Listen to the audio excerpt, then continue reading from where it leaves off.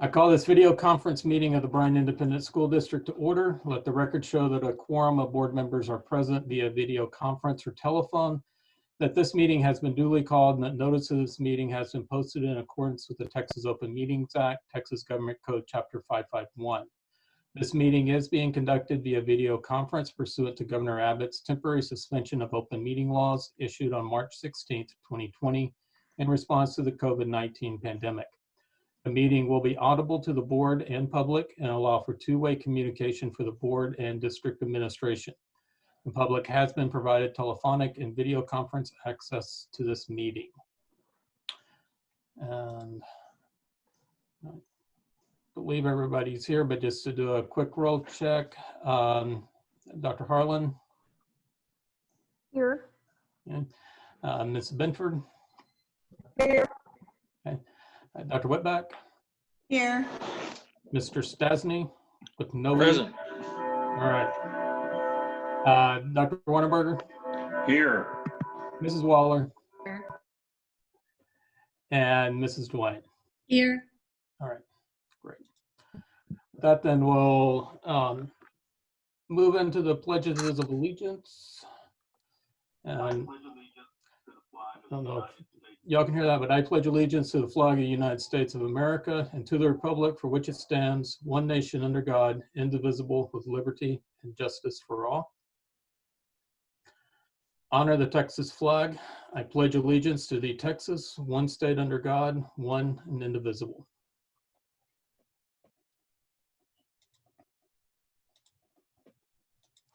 And we'll try to move on to the next one. All right. And that will bring us to, I don't know if I was talking over myself there or if I know one time it played, one time it didn't. So I hope you only heard one voice there. All right, with that, we'll move into citizens' comments. In accordance with Governor Abbott's temporary suspension of open meetings laws issued on March 16th, 2020, the board will allow public comment, citizen participation to be made in an alternative format.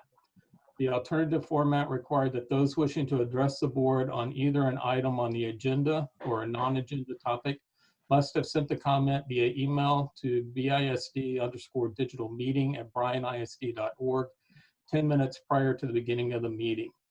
Public comments cannot exceed 3 minutes when read aloud.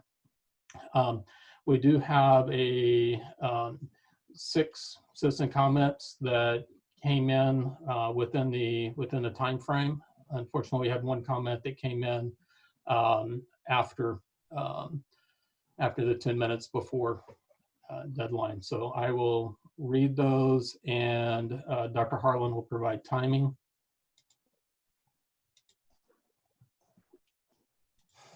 And I'll read them in the order that they came in. The first is from Robert Rose. Topic is school resource officers in Gibbons Creek. Greetings, school board members and administrators. My first message today concerns what is now the common practice of using law enforcement personnel to address behavioral problems with students in the public school setting. My concern is that the approach of criminalizing unsatisfactory adolescent behavior fails to address the root cause of the behavior, essentially treating the symptoms and not the disease. Some studies suggest that a child who encounters the machinery of the criminal justice system as an adolescent has a significantly higher probability of subsequent law enforcement encounters and incarceration as an adult. The proverbial school to prison pipeline. The question that presents itself is, would another approach be better? Everyone in the community has a vested interest in eliminating poverty and reducing incarceration and recidivism rates. In lieu of hiring law enforcement personnel, should school districts be hiring more counselors and social workers to address behaviors and support teachers in their efforts to create a stable classroom environment? My request is that the board consider other options and ask staff to research the strategies and outcomes of other school districts who have tried alternatives to the use of resource officers. If outside examples are few, the possibility becomes an agent of change, and innovation is all the greater for the BISD. If an alternative approach is not practical for the coming school year, Can consideration of an alternative approach be placed on the agenda and considered for next year? My second message today is an expression of concern about the possibility of Bryan, Texas Utilities Gibbons Creek Power Plant facility returning to coal-fired operational status. Increased particulate matter levels in ambient air have been shown to decrease academic performance in children, especially minority children, as well as causes a variety of health problems. As you also know, there is no air quality monitoring in Brazos County to detect air pollution. Please consider a resolution of opposition addressed to the BTU Board of Directors and the Bryan City Council regarding the return to coal-fired operation status of this facility. I'm very willing to assist in the wording of such an expression. Thank you for your service and attention. Sincerely, Robert Rose, Bryan.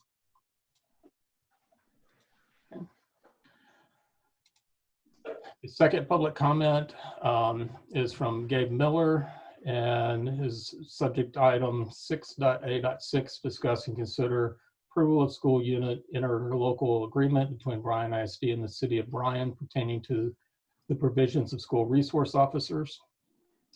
Comment: school districts across the United States are voting to suspend, end, or review their SRO programs in the wake of continued racist violence and systemic economic, political, and social racial oppression.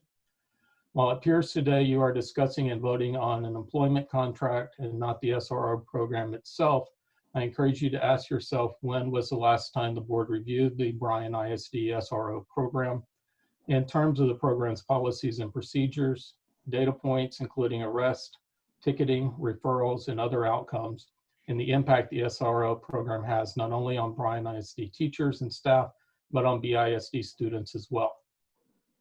Overall, there is little evidence of the effectiveness of the SRO programs, yet they are implemented in the name of ensuring safe school environments with 4 cited studies. Schools with SRO programs disproportionately refer low-level offenses to law enforcement, have increased arrests for non-serious violent crime, and have higher rates of suspension and expulsion leading to lost class time. SRO programs reproduce and exacerbate many of the racial inequalities being protested across the country, including in Bryan, Texas, and have contributed to the expansion of mass incarceration and disproportionate jailing of Black and brown people. While data is not readily available for Bryan ISD regarding many of the points I have discussed, 2018 data from the Texas Juvenile Justice Department shows that Brazos County has the 5th highest detention rate in the state at 32.7 detentions per 1,000 juvenile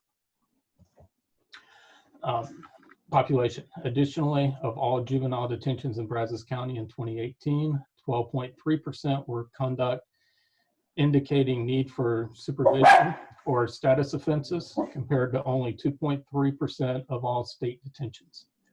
It is the board's duty to examine the SRO program at Bryan ISD. I implore you to ask yourself what role, if any, the SRO program plays in the disparities in detentions and detentions of low-level offenses we see in Brazos County.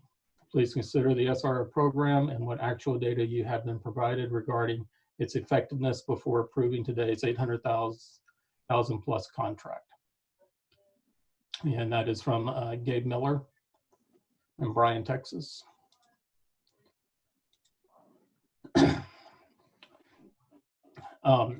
Bryan ISD is third open comment from Joel McGee. Bryan ISD June 15th citizen comment related to approval of SRU contract. Dear school board, when I learned that the budget for the school resource unit program was on the agenda for tonight's board meeting, I was curious whether the program had been thoroughly reviewed before the vote. And there has been quite a bit in the news nationally about school districts who are ending SRO or SRU programs. And honestly, I don't know whether these programs are effective or not. In particular, I have not been able to find anything from Bryan ISD about the effectiveness of our own program. Some of the concerns I have read and some of the anecdotal stories I have personally heard would at the very least give me some concern about whether these SRO programs are keeping our schools safer or whether they may actually be contributing to the problem by creating the conditions that lead to what many have identified as the school to prison pipeline. I am concerned that at times students as young as 10 or 11 years old are arrested and put in juvenile detention for offenses that could be dealt with within the school system without involving the Bryan PD in the juvenile justice system. My question is whether the SRU program as it's currently configured in Bryan ISD may be hurting our students more than it is helping them. But in truth, without access to a full review, it is difficult, if not impossible, for me as a taxpayer to answer those questions. I don't know whether BISD has previously conducted such a review, but if not, it would seem prudent to do so as soon as possible. I also have some concerns as a taxpayer whether this is the best use of our tax dollars in an era where teachers are paid far too little for the valuable service they provide. Unless it is already available, it is my recommendation that the board initiate a thorough review of the SRU program, including its impact on students and teacher safety, its effectiveness in reducing and helping mitigate student discipline issues, and how it may be contributing to the school to prison pipeline. My wife and I have lived in Bryan for over 30 years. Both of our sons are graduates of Bryan High School, and we have a deep concern for the student, teachers, and administrators of BISD. I hope you'll give your thoughtful consideration to this recommendation. Sincerely, Dr. Joel McGee.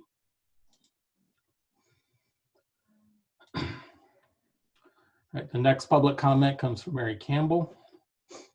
Named Mary Campbell, subject 6A.6, discuss and consider approval of the school unit interlocal agreement between Bryan ISD and the City of Bryan pertaining to the provisions of school resource officer. School districts around the country are ending their service contracts with police departments. They are doing this because they want to end the school to prison pipeline that treats our children as presumptive criminals. Systemic racism has subjected our Black children and children of color to trauma and incarceration. If we want our schools to be places of learning and growth, we need to change the institutions to treat children as children, rather than normalizing, ticketing, and arresting them while they are at school.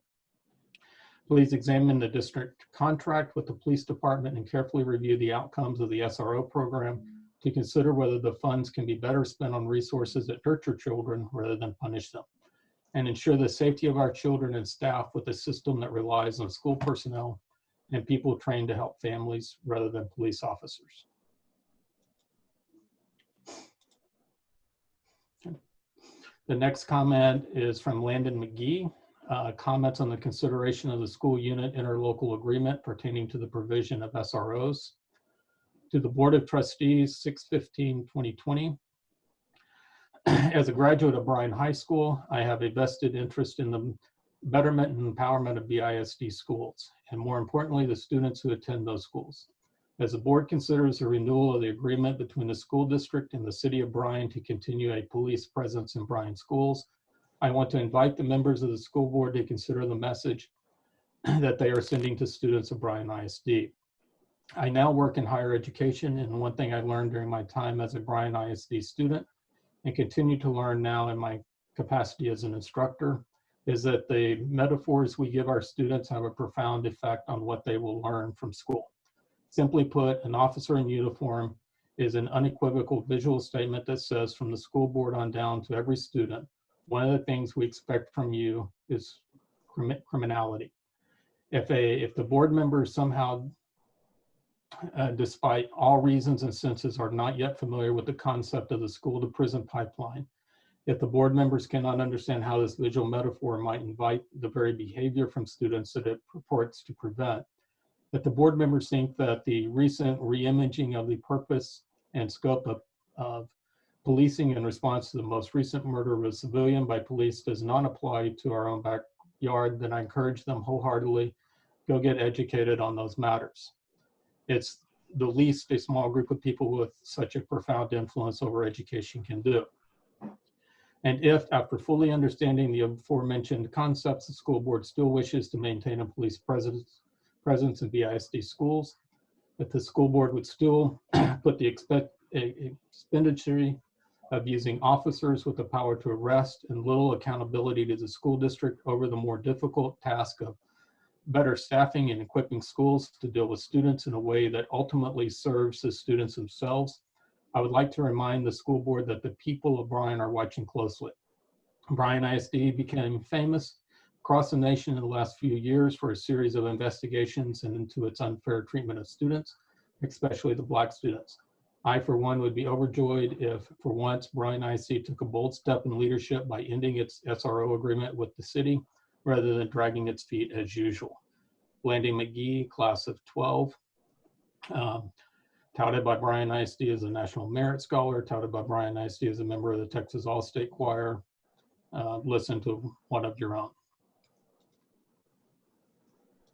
And the final comment is from Rafael Pena, entitled Citizens Comment. Good evening, school board trustees. In regards to items A.6, I urge this board to reconsider adoption, in part due to the unintended consequences of the school to prison pipeline.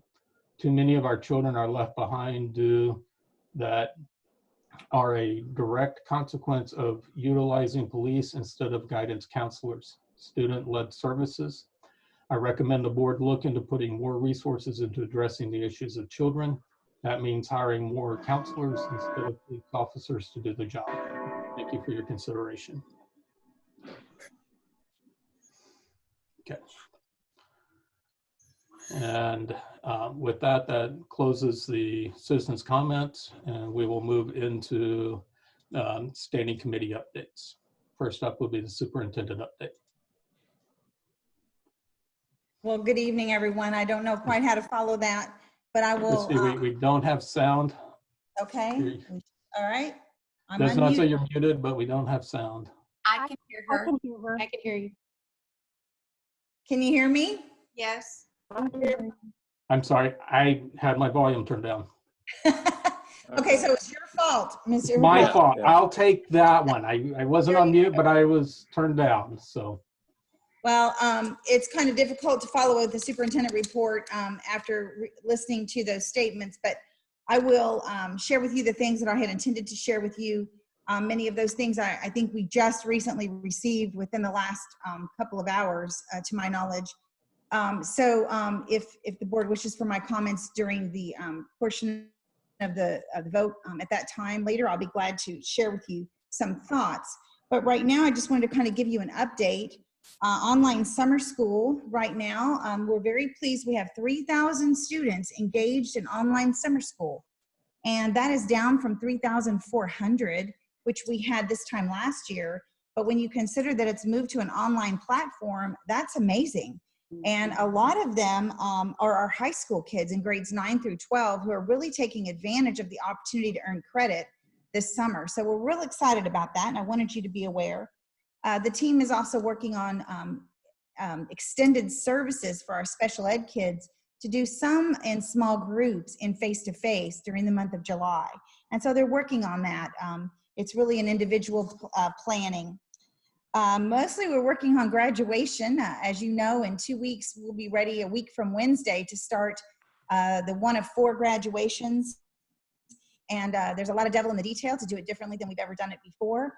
But I'm really proud of that graduation committee and trying to think through everything from the heat to the logistics and how to bring in families and our graduates safely. So we'll be meeting with senior student leaders this week, and we'll continue with our committees. They're meeting almost daily now for all of the details.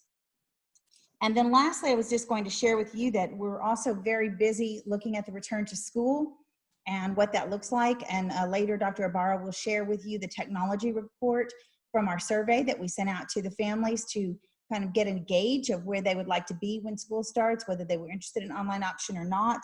And she'll be going over that. And then that also leads to one of the items on the agenda tonight, which is the purchase of technology. So we are waiting for some additional details we are to receive from the Commissioner of Education this week. And then that should launch us into more planning for what the fall will look like. So that's just a little bit of an update of where we are, Bryan ISD. Thank you. All right, thank you. Next, we'll move into the city school update. Yeah, and I apologize, Mark. I did not bring my notebook because I did not know I would be at work. So Ruthie, can you give me a little help with this? Sure. Trying to, yeah. it was pretty short and sweet. They updated us on the park, new park, Midtown, and we gave them our statistics of the just overwhelming success we had with our virtual learning and Schoology, and how many students participated. And we told them that, or I told them that compared to the ease of some of the virtual programs from other districts throughout the state, we had very good comments from parents and students on the hard work of our teachers, two, of course, the hard work of our technology people to make it happen. And they were pleased to hear that. We were virtual. I had my phone to my ear, so they all saw my ear for about 3 minutes. That was, what else, Felicia? Well, I was there as well. I'll jump in. Thank you, David. Well, they did mention, and we're very happy about the donation of Phillips Event Center. That's going to be a really big plus for the city, and hopefully the district will also be able to benefit in some way, and we're excited about that for them and for us. I know they bought some, as part of the deal, they also bought some additional land, and I think now they're going to be able to maybe expand the driving range because it was very short, or maybe they've already done that. I don't know. But anyway, that was kind of part of the recent events. So good news there. And they continue to be very excited about the residential construction in Bryan and the number of permits and so on. So that obviously also has a direct effect on the district. So I recall those as being some of the things we talked about, and I believe they're moving right along with again the new park. So I believe you already mentioned that. So that's a couple of things that I recall.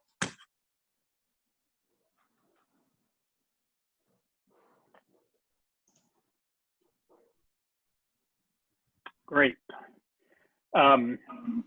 Technology committee. I'm on that one. We met to look at one-to-one technology for students, high school, through looking to see how far down we can go and what costs would be for different levels of technology. Our information was then sent to the finance committee for review. So I think there's a recommendation on our agenda tonight that's a result of the work of these two committees. One of the things we did talk about on the technology committee that's really impactful to our students in our community relates to internet access and trying to work as a community to ensure that more of our citizens, including our BISD students, have access to the internet. Much of the technologies out there are only as useful as they can be connected to the internet. So working on ways to leverage our partnership with our community partners to ensure that there's more connectivity. What'd I miss?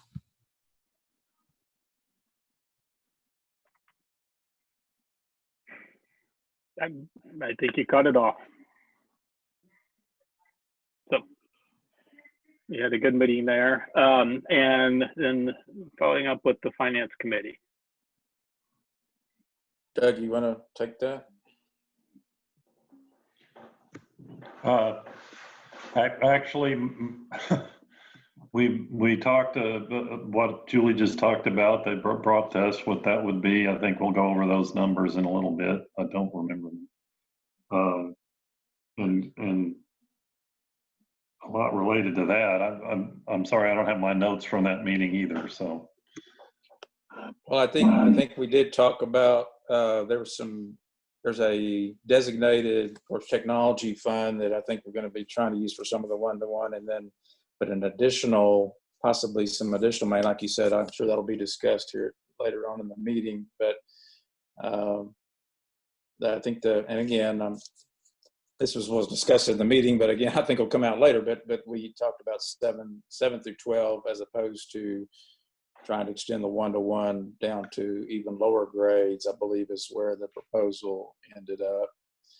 And a lot of what I recall hearing at the meeting was that, no surprise, there are more unknowns than knowns, other than we're in pretty good shape financially at the current time. It's just that, we basically expect to still get our funding as was provided by the legislature for the biennium, but and so we're even talking about maybe the possibility of trying to do more for salaries, but at the same time being very wary because of the possibility that what we do may end up going into the negative or reversing if the economy continues to sputter along like it is. So some tough discussions, a lot of unknowns. I think that's probably the highlight of the meeting, is except for the technology issue, which we've got some good discussion on and some recommendations. A lot of the rest is still more unknowns than knowns, I think is the best way to put it. There was one of the things we talked about was additional state funding, but there was a news report that the state is considering using that money to supplant the federal money to supplant funding rather than supplement. Did I do that right? To substitute for what they would normally be giving us instead of additional funds. We need to be aware of that possibility.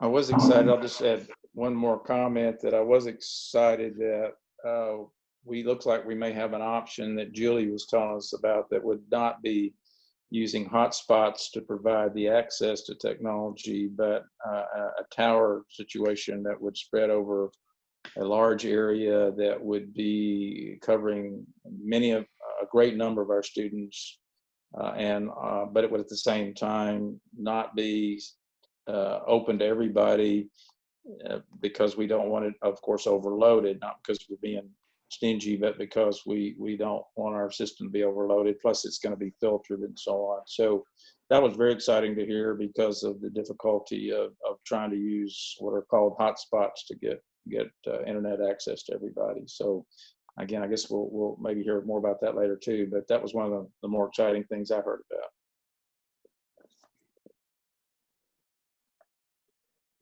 Okay, great. Thank you.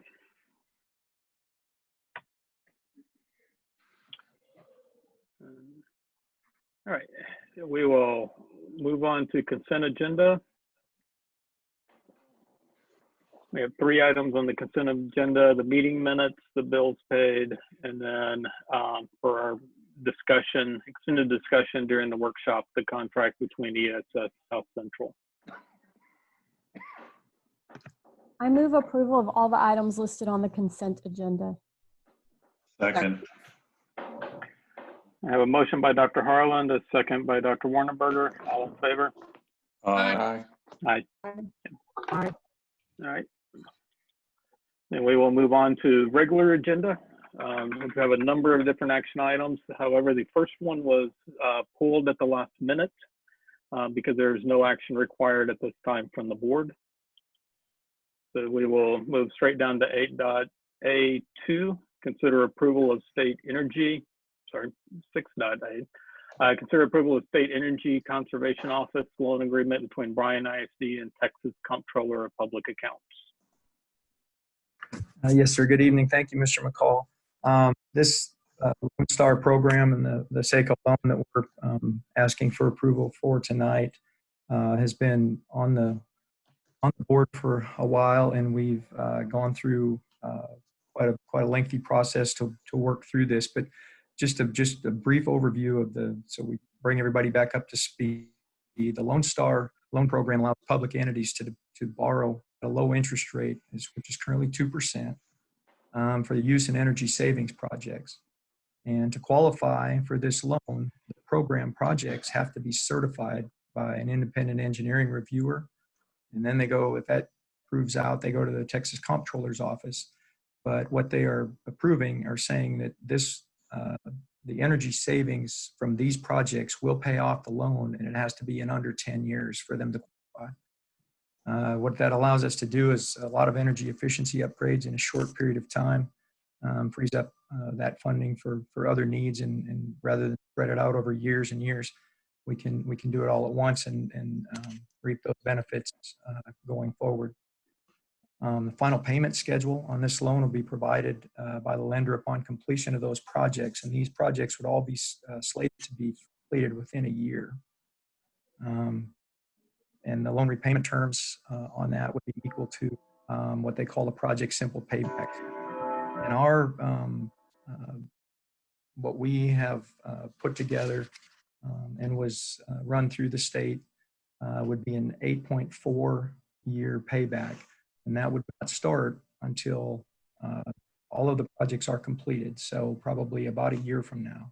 But the total of those projects in there on actually page 13 of the agreement, but equal about $6.4 million. And so, it's a lot of lighting and ventilation control, power conditioning and things.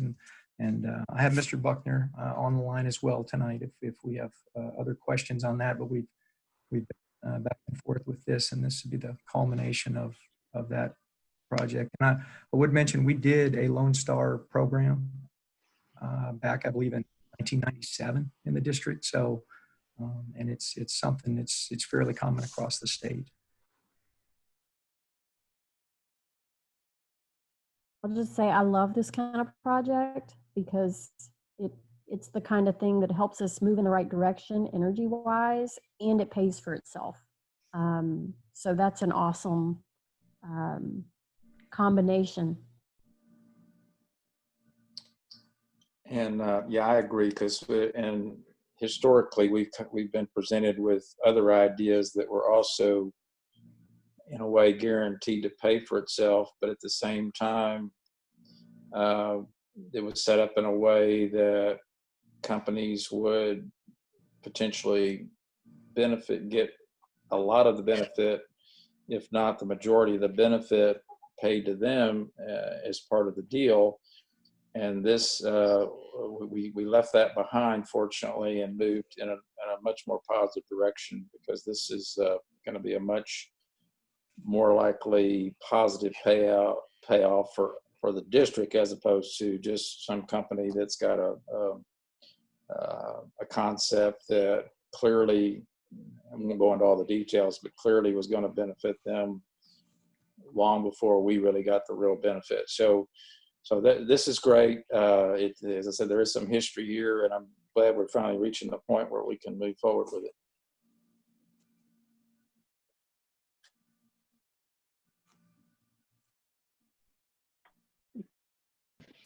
I move approval of the State Energy Conservation Office loan agreement between Bryan ISD and Texas Comptroller of Public Accounts as presented. Second. I have a motion by Dr. Wernberger, a second by Mrs. Dwayne. All in favor? Aye. Aye. Aye. Motion carries. We'll move down to 6A3, consider approval of design building contract between Bryan ISD and E3 Integral Solutions, Inc. for SECO Lone Star project.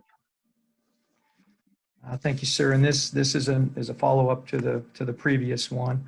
And I believe there was an issue with getting some of this uploaded on the site, and so I believe Tiffany emailed you all of that, the copies of the contract and the exhibits and all that. So that should be in your email. But this is the company. We've been back to the board a few times on this one. This is to get the procurement method, the design build, and then bringing back the RFP results and or the RFQ results and then the rankings and all of that to get to this point. But this would be the company that would oversee the projects for the loan that y'all just approved. And they're going forward with that. There's a set fee for the items that they would be involved in this. And as Mr. Stasny pointed out on the last item, that is stated up front. And so there's not an ongoing cost that would be to them. I mean, they're going to be paid a set amount for doing the reports and the actual engineering and overseeing these projects.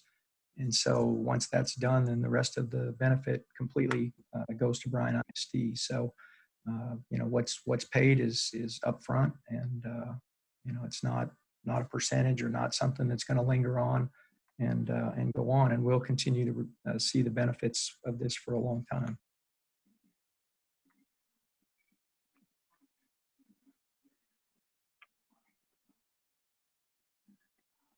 I move approval of the design build contract between Bryan ISD and E3 Integral Solutions, Inc. for Seco Lone Star project as presented.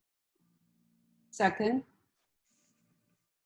A motion by Mrs. Dwayne, a second by Mrs. Waller. All in favor? Aye. Motion carries. 6A4, consider approval of closeout of administrative re-roof project. Yes, sir. And this is the final chapter of the re-roofing project of the admin building. All of the T's have been crossed and the I's have been dotted, been approved, and checklist, punch list done. And so the total amount of this project from the beginning was $1,053,000. The final outcome of that is the final change order. Has a $79,451 deductive change order.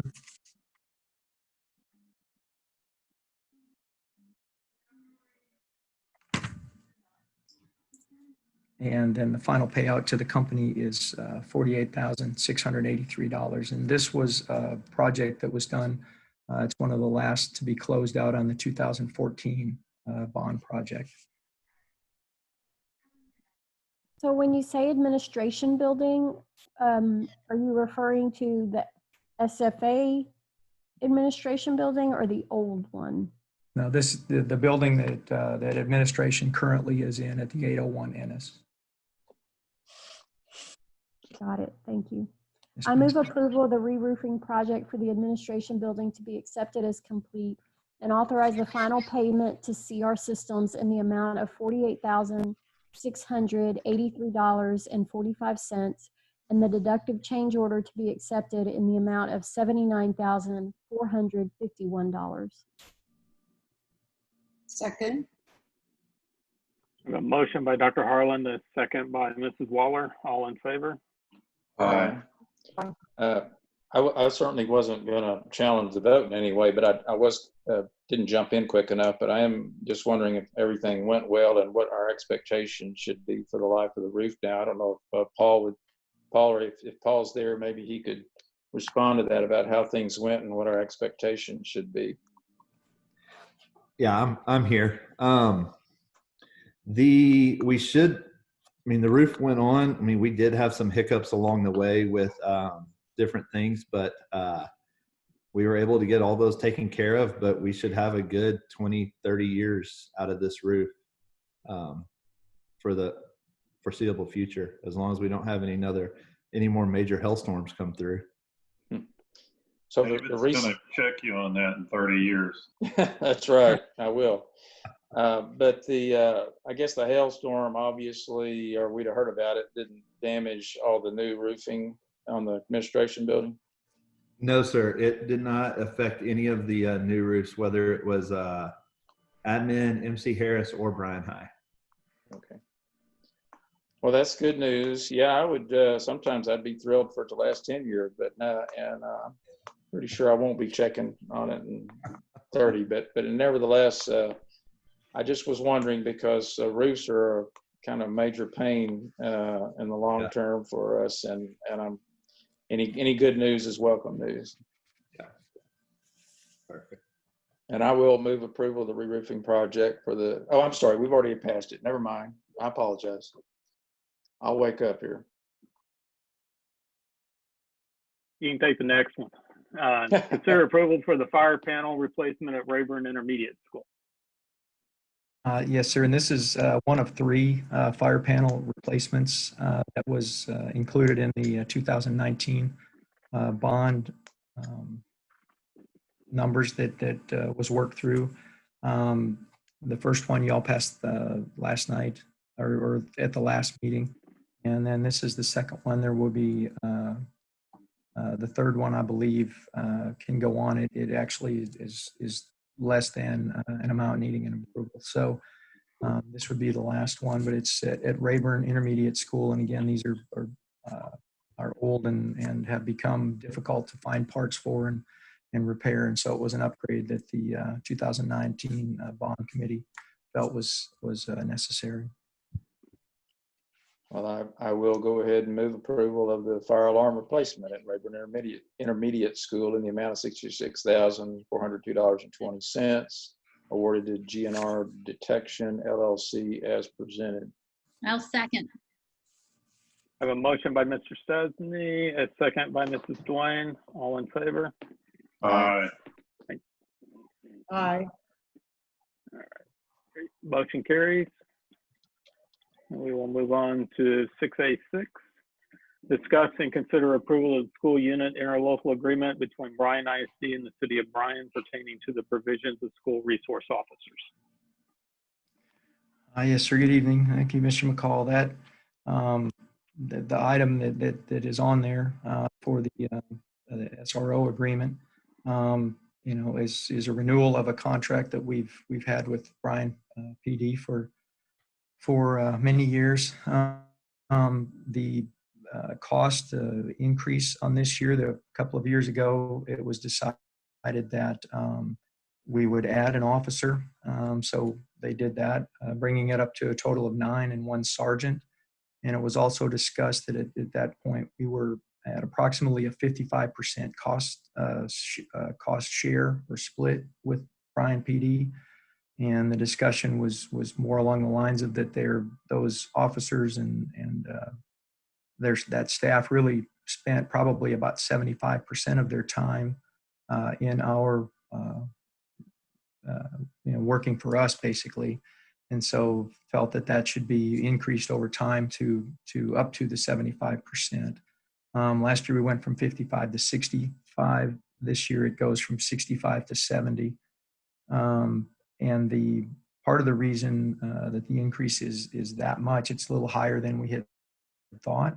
The increase going up to the 5% would have been about just under $54,000. The increase, and then there's due to some raises and jumps. They had a couple of promotions in the officers that were under our agreement, and one of the bigger increases on this was due to the benefit costs, because we, as the agreement is written, we pay salaries and benefits in the cost share.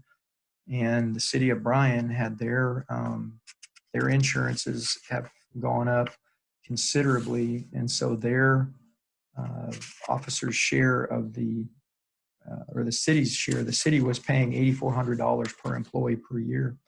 That jumped up to about $13,500 per year. And so that accounts for about roughly $39,000 of the increases for benefits increase. They are not with the same company that our insurance is with. So luckily we've not seen that kind of a jump yet, but that's some of the kind of things that are out there with insurance, and health is health insurance and is no different. And so that would be then the account for the increase. We also do a 50% split on the vehicle maintenance, which is a part of that, but that part actually went down and saved us about $1,200. So on that part.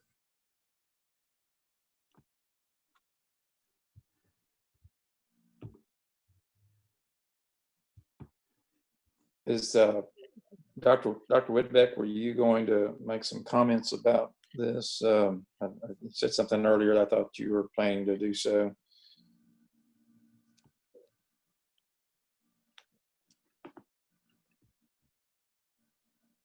Sorry, I was trying to find my unmute button. I certainly can. It may be in the board's request that, maybe some of you have comments to make, and I certainly can.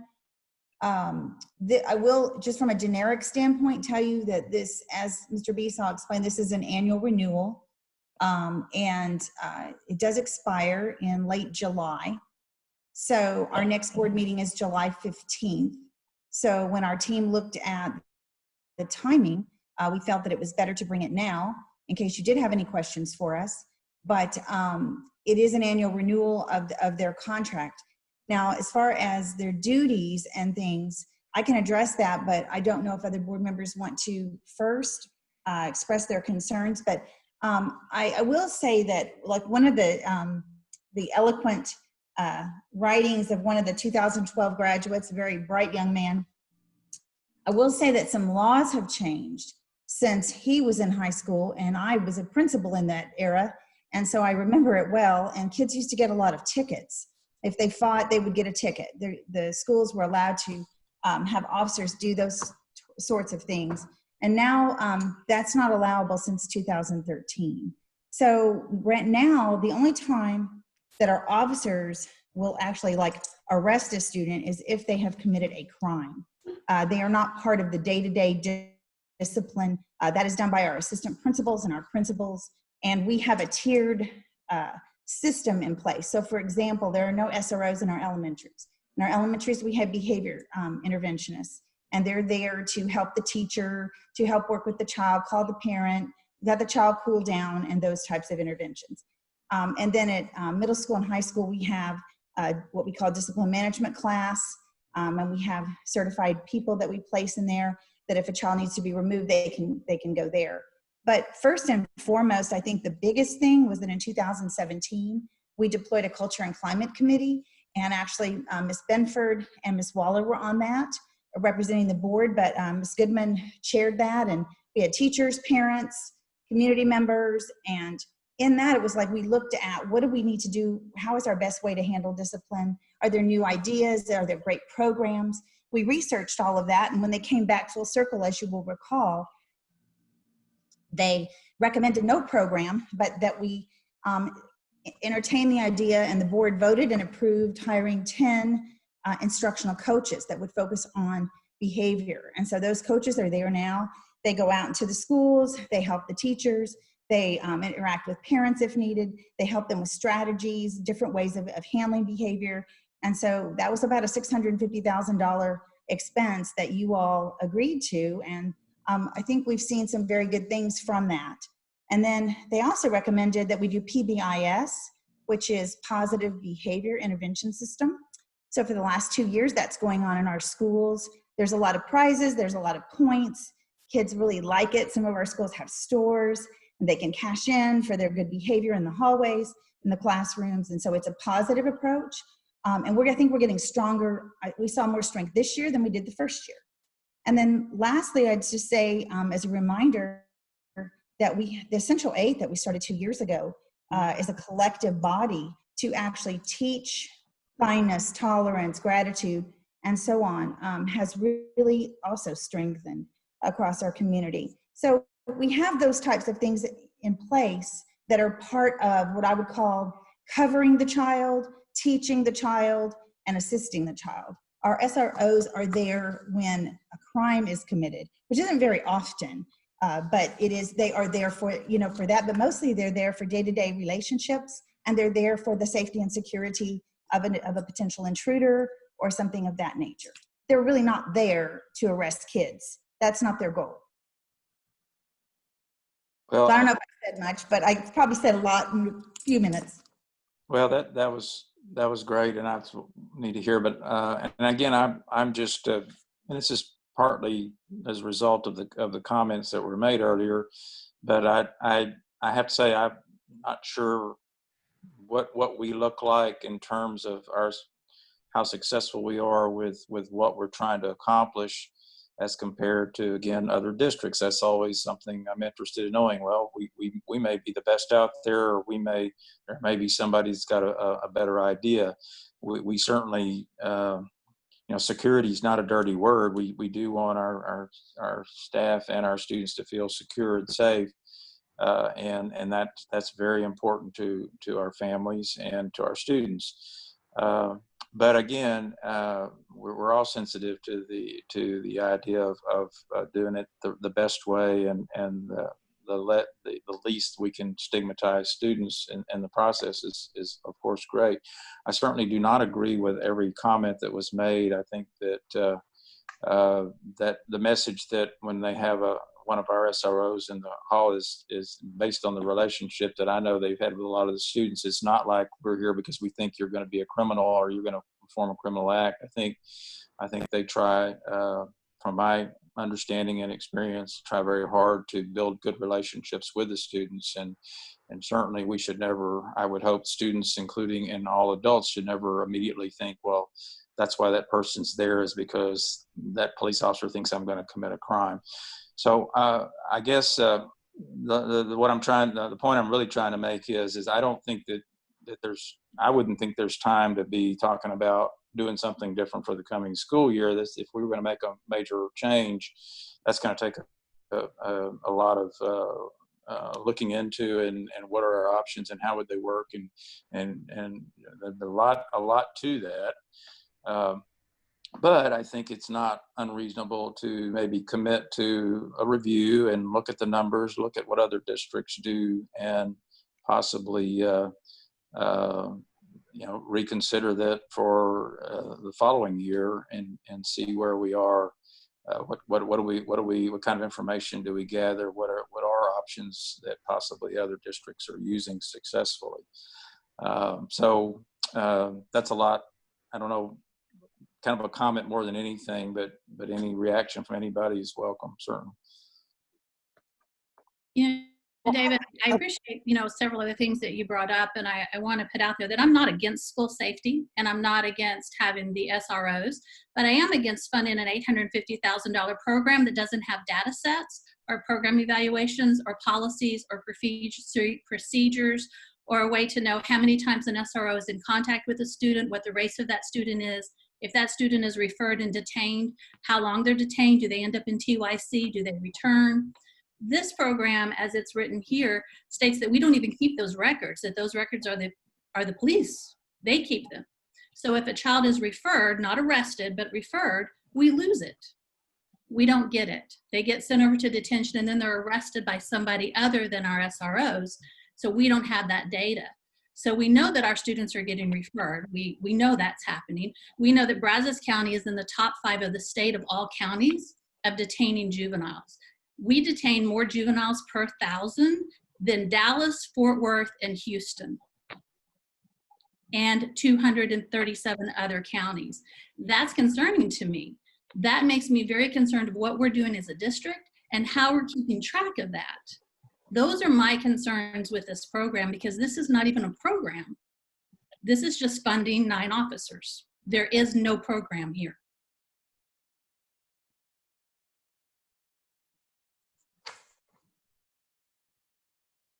Go ahead. No, go ahead. So Dr. Whitbeck, through our SROs, we don't have that data. That really surprises me as much after all these years. And I don't understand, I guess, Mr. Wayne, what you're talking about. We don't have a program. So if you have a child at Bryan ISD that is in trouble. You're saying a program after they leave our school to go to juvenile. No, I say that an SRO writes a referral. What happens? How is that tracked? If they do an arrest on campus or off of campus, how is that tracked? How many kids that are Black or Hispanic have been arrested in the last year? Who's keeping up with that data? What were their offenses? Most of the arrests that, I say most, a lot of the data that we all have as far as the arrests over the last 4 years have been for controlled substances and drug possession on campus. Mhm. That is not subjective. That's against the law. And so the subjectiveness of it, I guess maybe is what you're talking about. But there are many, and not even that many, but of the arrests that are made, and that's even having those SROs there, I think is a deterrent for more, while we don't have more drugs, controlled substances on campuses, because they're very aware that just one tip or one slip up, and they can be found with drugs, controlled substances, illegal paraphernalia on campus. And then it's a quick reaction to that through the school and the police, which it would be if they were at the mall or they were anywhere. And so I do know that many of those things are very trackable because they broke the law. Excuse Our me, but I think SROs do not do the discipline for the assistant principals. no, they do not. I do think that one thing that's just a very important point of information is that the data that's being said is Brazos Valley. We are the Bryan Independent School District. Those are not the same. Because we are the largest school district, and not by a lot, but by a few thousand to College Station, the detention facility is located in Bryan, as everyone knows. But those children that are in that data set could be from College Station, they could be from Snook, Navasota. They're coming from the entire county. And I want that point out there because they're not all Bryan kids. And, we love all the kids in Brazos Valley, but we can only be responsible for the ones within our walls of our school. And I think if Crystal was on here, I think at the Cultural and Climate Committee we were on, if I recall, I think we saw numbers. We had data to show us. Right. The numbers, we had data to show us each individual school, what it was for, and as far as the race. So we've had that before. Now, I'm not sure what happened to it or where it went, but I can recall seeing that to be able to know at Bryan High School how many African American students had received citations, how many had been referrals or whatever, and we had those numbers at times. And from my understanding, I thought that we had an agreement, Dr. Whitby. Maybe I'm thinking something different, but I thought somewhere along the way we kind of changed things a little bit to where we weren't making a lot of arrests on campus that for violations and things that they had did off-site, they were trying to be arrested or taking juvenile, what have you, not on the campus, but somewhere different. But somewhere along the way, I don't know, Fran, but we did have numbers at one time. Now, I'm not saying that we have them for maybe this past year with what went on and what have you, but I do recall before when we had the meeting, the Crystal downtown with the, I can't even think of the juvenile. Out of our central database and used from the state statistics that were turned into the state. And So I'm good with all of those, but you're talking about a program here of like $855,000 and there's not a program evaluation set up. Is there? Because I haven't seen one and I asked for it and I haven't seen one. And so we're funding a program with no program evaluation. So what are the goals? So I'll jump in here real quick and say that, since you've been on the Safety and Security Committee, we have not had a meeting. We've had COVID, we've had everything else, but normally it is through the Safety and Security Committee where that information is shared and come to light. There are certain elements of the program, even the report that Ms. Waller is referring to, that do not give you necessarily all the numbers, because statistically you would be able to figure out, they're so low that statistically you'd be able to figure out who the individual was. And so those numbers are masked. And so to say that we can sit here and publicly share in a board meeting necessarily all the numbers of all the reports and everything, there's a number of things that we're prohibited by state law from sharing. I don't think you've been here during a safety and security audit where we have external individuals come in and do a overall top to bottom safety and security review. But that information is a closed item information share, because of the information that's contained in there is restricted by state provisions and state law. It cannot be shared. So I know that you had asked previously during a meeting, and that information was not combined for you. It slipped through the cracks, and I apologize for that. But given time, the administration, more so than 24 hours, the administration does have numbers, does have supporting evidence behind this program. But but I'll also just kind of jump in from just the general SRO standpoint. They do so much more than students, dealing with students. They also deal with parents. They deal with parents that come up that are not allowed to pick up children. Estranged parents, where they intervene. They help it. They provide security at UIL events where we have external people on the school grounds, and they provide a resource to students.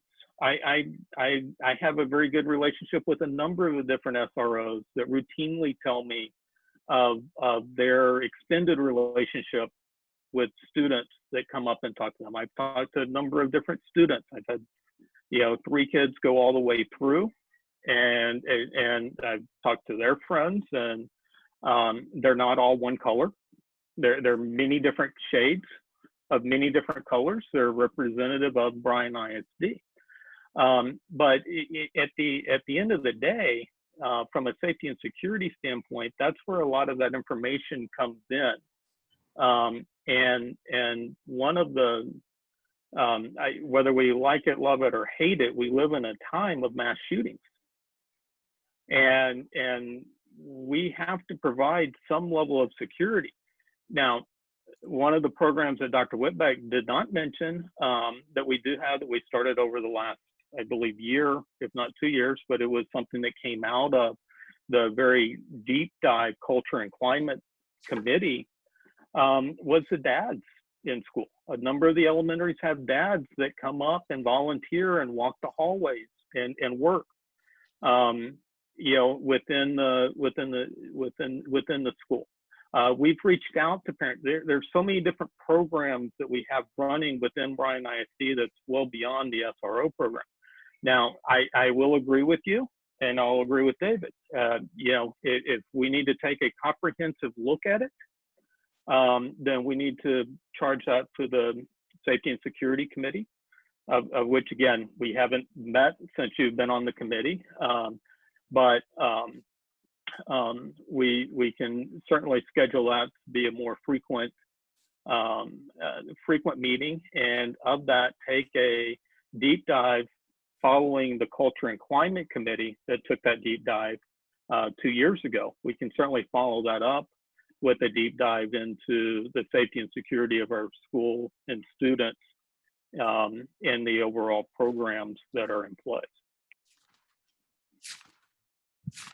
I would like to just add in kind of a clarification as well.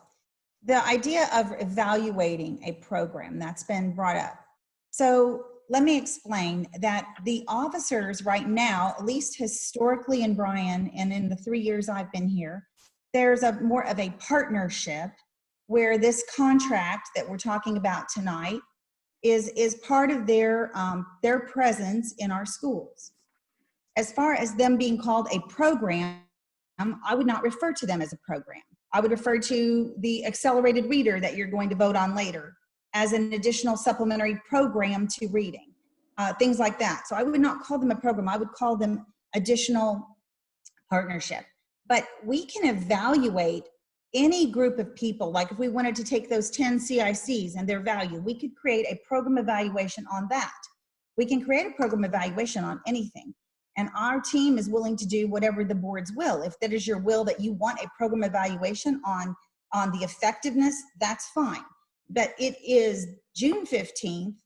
And if the next board meeting is July 15th, and that's the last possible moment to vote on this, what I want to say to you in all honesty is that I do not have the resources available. Most people are off contract right now. We couldn't possibly pull together that level of a review in 30 days without even having our teachers on contract, because they're a very important part of how do they feel. What do they think? Our elementary principals are about to go off of contract. So we don't have the resources. And then let's mention a pandemic to give you that data, to give you something different in July, by July 15th. We certainly can do whatever the board's will is in terms of the evaluation, as Mr. McCall described, throughout next year, and monitor, because our goal is to do nothing but get better.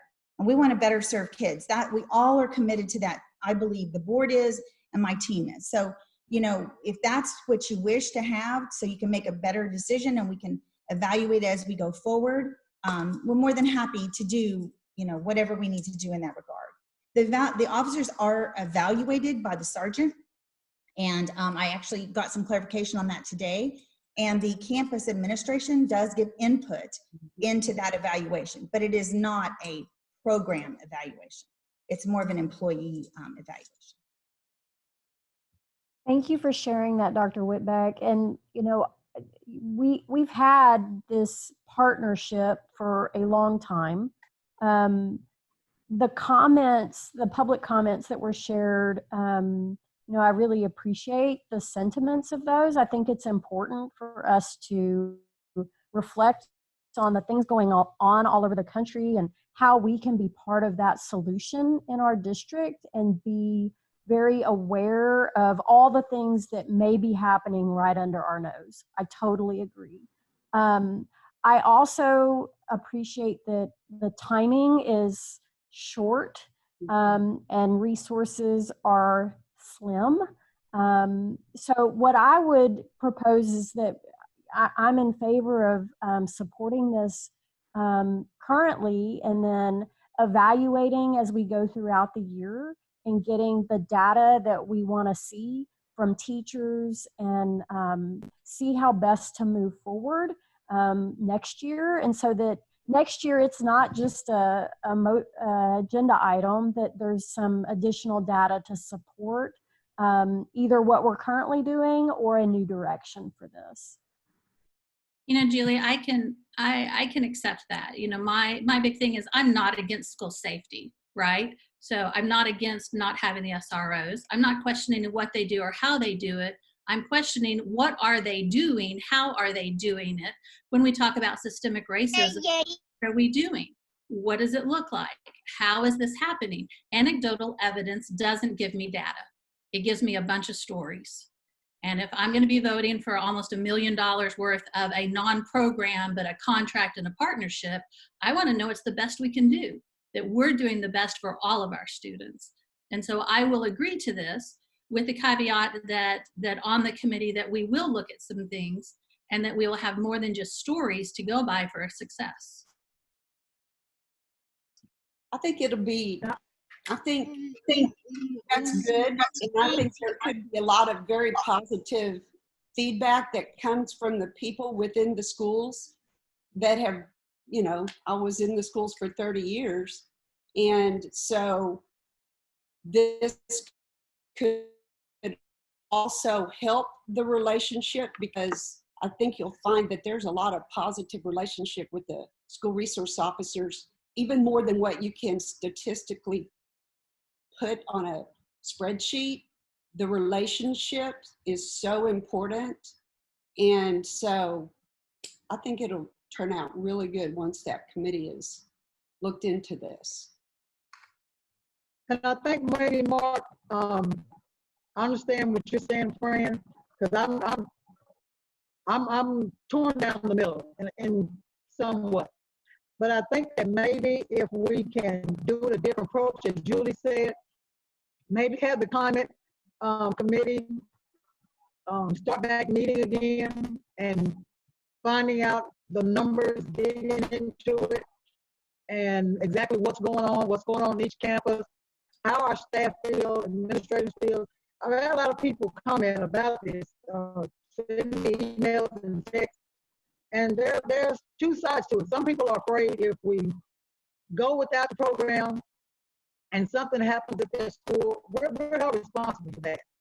And that worries me, that if we don't have an officer there and things start happening, and where do we stand at that end?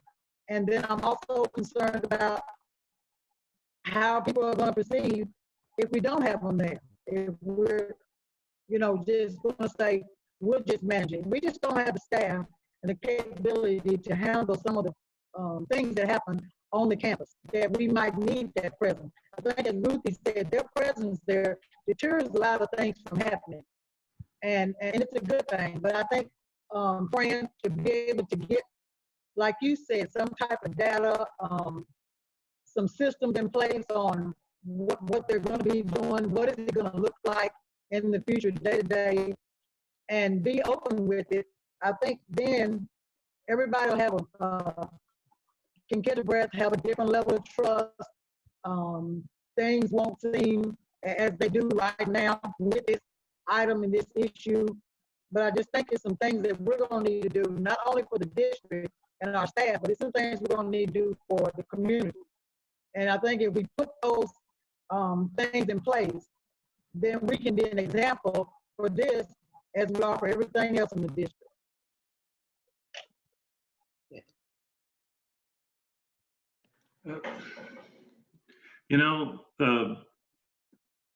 I'm completely sympathetic with a lot of the advocacy for looking at how we spend these sorts of funds, not just the district, but in general. I think some of the things that Dr. Whitbeck went over are the types of programs that we would like to see put in place elsewhere, and the sorts of things that funds should be directed to. I think we're ahead of the curve on that. Nobody ever advocates doing away with use some sort of police force altogether. And I am interested in the numbers that Ms. Dwayne said. I'd like to know how those were derived, and we need to look at that. I think that we've come to a consensus that we need to move forward with a plan for an evaluation, and I think that anyway, I suppose that's what we're going to decide to do. So.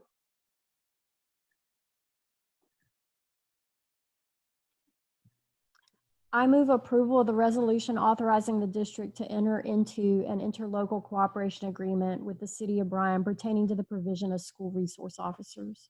Second. I have a motion by Dr. Harlan, a second by Mrs. Waller. All in favor? Aye. Aye. Opposed? Aye.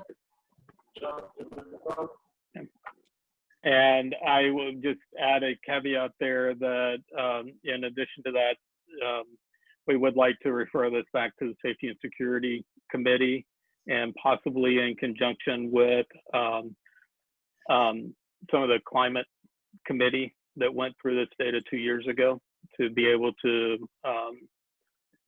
consolidate and see where we are at this point. I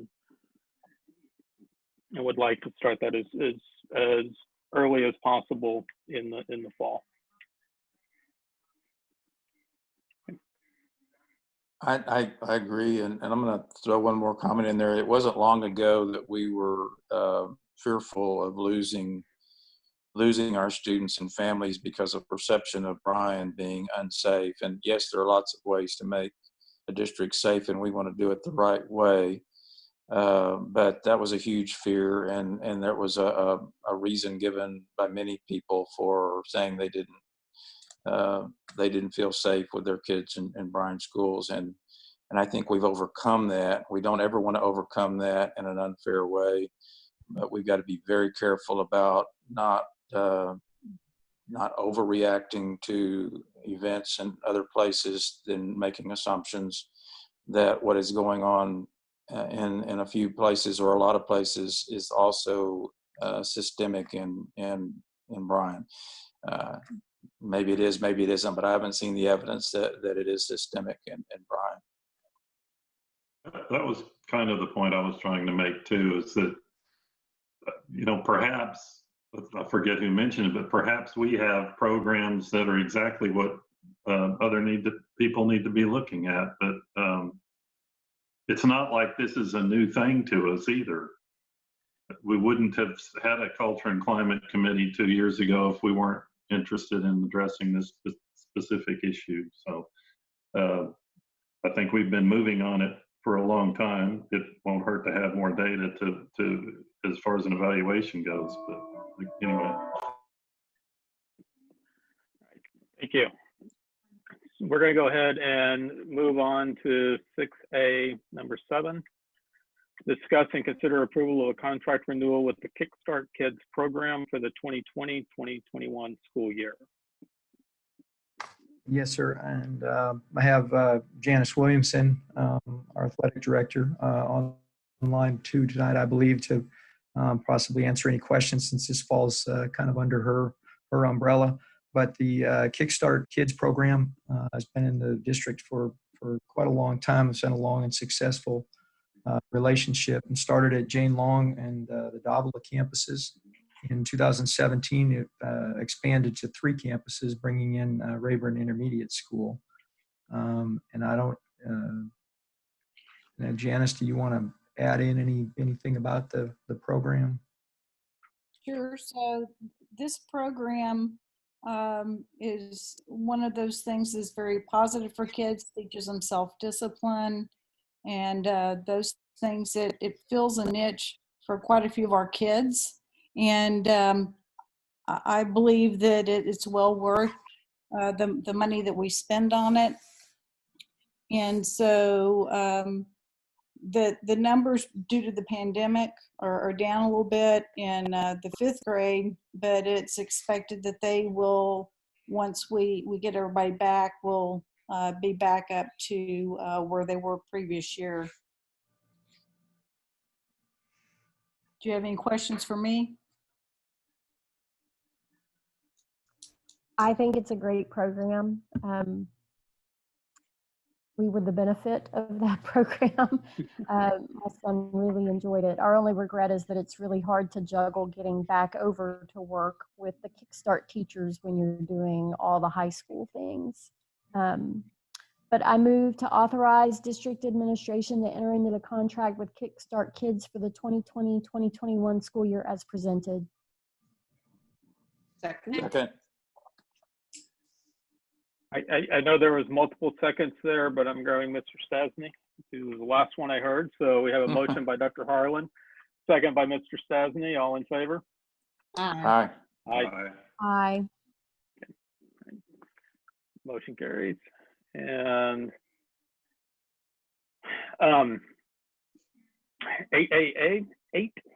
6A8, consider approval of a purchase request over $50,000 for roof remediation services for Bryan High School, Bryan Collegiate High School, and Johnson Elementary.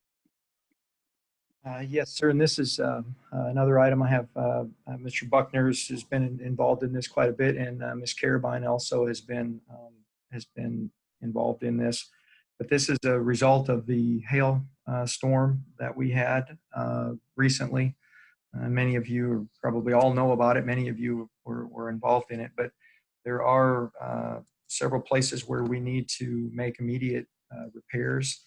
And so what we're asking tonight is for the board to take action to allow us to move forward on that and get those roofs sealed until such time as we can come back and do full-blown repairs. A couple of these, I believe, and Mr. Buckner can correct me if I'm wrong, we're scheduled on bond or we're in the facility assessment is not too far away from being needed to be replaced. So this would be helpful and get everything sealed so that we do not have further damage. We would be using a co-op, Choice Partners Cooperative for the purchasing method for this. And this would be covered under the insurance. And of course, we do have a $250,000 deductible, but this would be included as part of the cost for the insurance purposes. And Mr. B saw the $250 deductible is for the instance and not each individual building, correct? That's correct, sir. It's per incident, not per building. So we did at one time, I believe, an older policy did have could have been potentially $250,000 per building, but as it's written now, it's per incident. So anything that was damaged in that hailstorm would be considered one incident and one $250,000 deductible. That's correct. Well, I know the schools are right around me, and my house just got, it was horrible. So that doesn't surprise me at all. I move approval of the roof remediation services for Bryan High School, Bryan Collegiate High School, and Johnson Elementary in the amount of $265,251.10 to be performed by J.R. Jones as presented. Second. And have a motion by Dr. Warnerberger, a second by Dr. Harland. All in favor? Aye. Aye. Okay. Motion And I would carries. add that Paul is probably texting them as we speak, and thank you. And they will probably be starting tomorrow morning or Wednesday at the latest, hopefully. So we'll get that underway. This was actually an item we talked about in the Finance Committee, and we discussed the possibility of what we would have to do to move earlier would have been involved in an emergency meeting, but we thought today was soon enough. But luckily it's been sunshiny. A lot of sunshine since then. Okay, so done with a huge chunk of the meeting, but we have a second huge chunk of the meeting coming up. So we will turn it over to teaching and learning. 6.B1, consider approval of a purchase request over $50,000 for accelerated reader.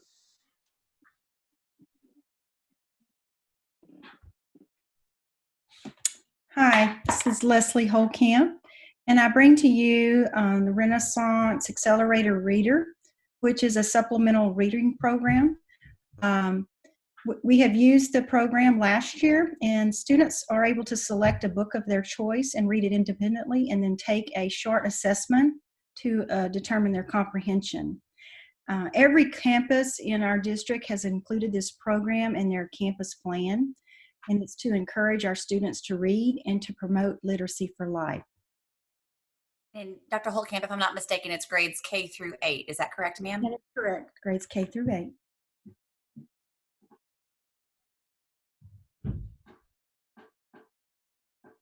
Okay, I'm a huge fan of Accelerated Reader, and I'm glad that we've got it in all campuses, so as students migrate. But I have to ask the question: how is it working during COVID? It's actually a great option for our students to be able to select their book choices and then go in and take the assessments online. So it has been very valuable.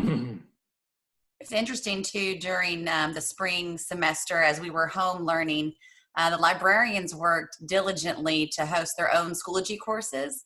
And they did a lot of promotions for continuing your AR reading points and your quizzes. And a number of students continued, and a great number of quizzes were taken at a distance and at home. So it was nice to see the kids still committing to get those AR points. I know a lot of the campuses incentivize participation for kiddos. Yeah, I So think are they able to read the book online too? We do have some ebooks and that are AR books as well. And then also, of course, some kids still had books at home that they could continue reading. This was something that was available way back with the host program, and of course, a huge incentive for the kids to read. If I had one criticism of it, which it's not enough certainly to oppose it, I think it's it motivates kids so much that's what really makes it so valuable. Is that since I do the test with the kids, and I'm still doing it, at Bonham. Is the simplicity of the questions, even for young kids. It's kind of, if you've ever actually looked at a lot of the questions, I wish it were a little more difficult, that kids really did have to read to understand a little more. I don't know that can be fixed other than passing that along to AR and say, hey, y'all need to read, maybe try to challenge our kids a little more, even at those younger grades. I expect that there would be a response from a lot of folks that would say, hey, they're little kids, right? So you gotta go easy on them. But that would be, again, my only criticism. But I can tell you that every kid I've ever had in the program, which again, I've been thankful that I've been able to do that for all these years. It's just been, oh, I want to read another book. I take this. I got to take this. Got to take this, because they want those points. Mr. Stasny, you're absolutely right about the levels of those questions. They're meant to really increase, the whole program is really to promote fluency and the continue to read and read more fluently, and to really go through those questions just to make sure they were able to, as Dr. Holtkamp mentioned, comprehend what they read and then continue reading more, because the more they read, the better they will be at doing so. So you're absolutely right, sir. We have given that feedback over the years. I move approval of the purchase of accelerated reader in the amount of $78,623.08. Second. A motion by Mrs. Dwayne, a second by Mr. Stasny. All in favor? Aye. Aye. So at the end of the year, when the students picked up their belongings, did they get their little treats and rewards at that time? Were they in their little boxes that they got from their teachers? So I can't speak to that for school by school, but I do know that all throughout the year, because they have their PBIS stores, they kind of blended some of those things together. Oh, okay. And so yeah. kids were able to get points all along the year and basically spend them all throughout the year as well. If some of those kids didn't get to spend them, they expect to continue over next year. A roll forward. Yes, that's right. Yes. It's like a budget rolling forward. They want those points to roll forward. You're absolutely right. Absolutely. All right, and that will take us to 6B2. Consider approval of purchase requests over $50,000 for Branching Minds. Good evening, everyone. I'm Kristen Besaw, and I'm here to ask you to consider approving Branching Minds. I came to you 2 years ago to talk about Branching Minds as our intervention platform to help us ensure that student interventions are being implemented with the most success possible for our students.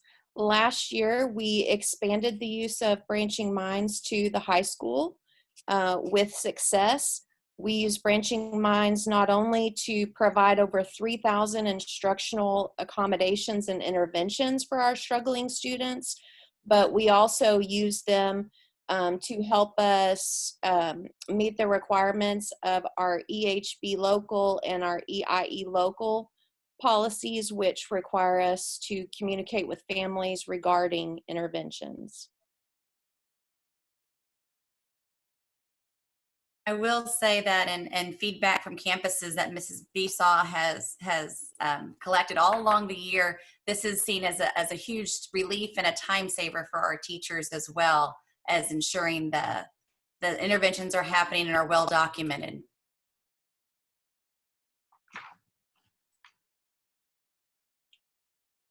I move approval of the purchase of Branching Minds in the amount of $74,895.90. Second. I have a motion by Dr. Harlan, a second by Mrs. Dwayne. All in favor? Aye. Aye. Aye. Motion carries, and we'll move on to 6B3. Consider approval of a purchase request over $50,000 for Edgenuity. So I come tonight to request the approval of a 3-year contract agreement with Edgenuity. We've had this partnership for the last 6 years. So we are very confident in this company. This program provides a variety of services for our students, opportunities for credit recovery, opportunity for credit repair, and opportunities for other interventions. Prior to our school closure, a focus committee was convened. It was made up of administrators and teachers to review this 6 through 12 online program, and overwhelmingly the choice was to go with Edgenuity. Following on our comments from earlier, I just want to reiterate how powerful this was during this past spring semester. Dr. Holtkamp's team got those courses ready in quick form for kids who needed it, and the number of students who successfully attained credits and currently in summer school taking these courses online is going very well. We're very pleased with the response and the outcomes for kids. Well, we've also, of course, purchased Schoology. Is it Schoology? Is that right? Am I saying it right? Sir. Mm-hmm. And it seems like I'm pretty sure there's no chance at all that I could name every program that we now purchase. But I just want to. I hope I know the answer to this question. Is there any redundancy here that we need to look at so that we, for instance, one program is really overlapping the other to the point that we don't need both? Or are y'all confident that each is unique enough that we really need them all? I think that's a great question, Mr. Stasny. I think part of it is that the Schoology platform provides a learning management system, which is basically an empty shell. And so you can build courses and create courses, but the content is not already there for on-demand courses for students who are doing a credit recovery or credit acceleration.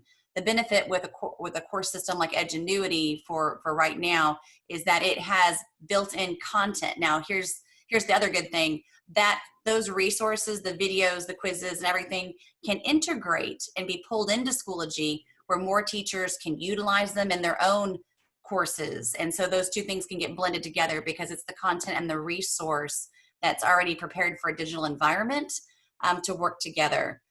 So I completely respect the question, can we not create our own? I think eventually perhaps we could get there, but I think it's going to take us a few years to get there, sir. Well, and I wasn't necessarily saying we should create our own, but I am wanting to make sure that when we get something new and better or new and great, that we look at the other things just to make sure we still need them all. And I'm certainly in favor of any great program that is cost effective and not imposing more work on teachers that can be overcome or replaced by a program that does a really great job. Nothing replaces the input of a teacher ever, but at the same time, they need all the help they can get. But no, I really I don't want you to think that I was saying, well, let's just make let's make everybody. I think it's a fair question. Yeah, well, thank you. But I was more concerned about just duplication of what it's providing, and I think you've answered that question that it's not, and from your explanation, it's pretty clear that it's not. We're having our first experience with Edgenuity in summer school, trying to get ahead on speech credit. And so I will say it isn't easy, right? So, it does require that students engage and listen and do all the things, or they're not going to be successful. That is a true statement, Dr. Harlan. Yeah, well, we learned that on quiz 1, right? So I will say that, there is a level of rigor with that was perhaps not expected. So that's good. I move approval of the purchase of the 3-year contract with Edgenuity at an annual cost of $98,750 as presented. Second. A motion by Dr. Harlan, a second by Dr. Wernerberger. All in favor? Aye. Motion carries. And we'll move into Imagine Math. I'm asking that the board consider approval of the purchase of Imagine Math. It's grades 3 through 8. It's a 3 through 8 solution. The math program meets our students' needs. by providing a screener or a diagnostic that the students take. And then it assesses their needs and provides the lessons that meet our students' needs. It's very individualized, and the program was extremely helpful during our school closure. The students were familiar with the program and were able to continue and pick up where they left off with their lessons.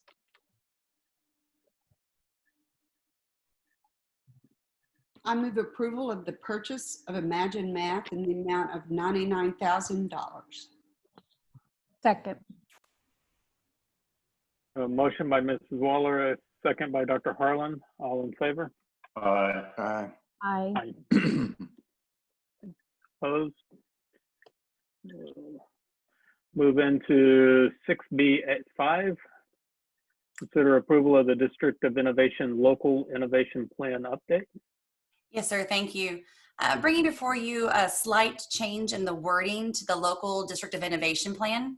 And as you guys recall, the TEA only cares what statutes you're waiving. And once you've waived a statute, they don't care what your local decisions are regarding this but not that, or that but not this. But we feel very strongly that it's important to keep that very clear and very transparent. And so we went back to the District of Innovation Committee and asked them to consider a slight change to the wording regarding teacher certification. Currently, the waiving of teacher certification is possible under the local innovation plan for teachers who teach dual credit courses. For example, a teacher who teaches a dual credit course at Blinn would not have to go and obtain a K through 12 certification to teach the dual credit course at one of our high schools.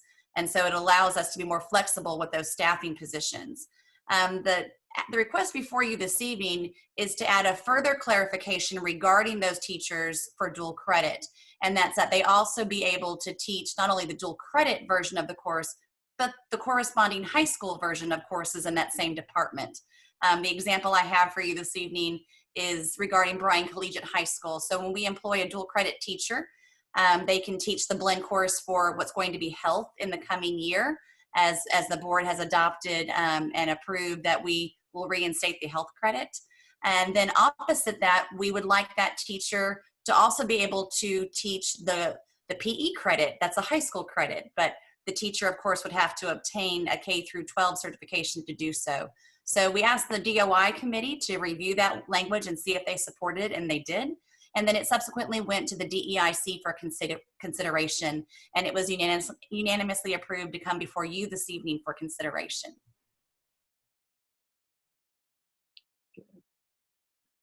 I move approval of the amendments to the local District of Innovation Plan as presented. Second. I have a question. Yes, sir. You also have stricken down below that the part about certification for pre-K teachers. Yes, sir. So that is the result of when we adopted that under the DOI, and that was in June of last year, and the board approved and we posted. It was right at that time that the state legislature came out with new statutes regarding high quality pre-K programs. And that is they didn't list that one as one that you could waive under DOI. It didn't get added to the list of possible statutes to waive. And so ironically, you cannot waive pre-K certification as you can other certifications according to state statute at this time. We're hopeful they'll consider that in the future though. Thank you.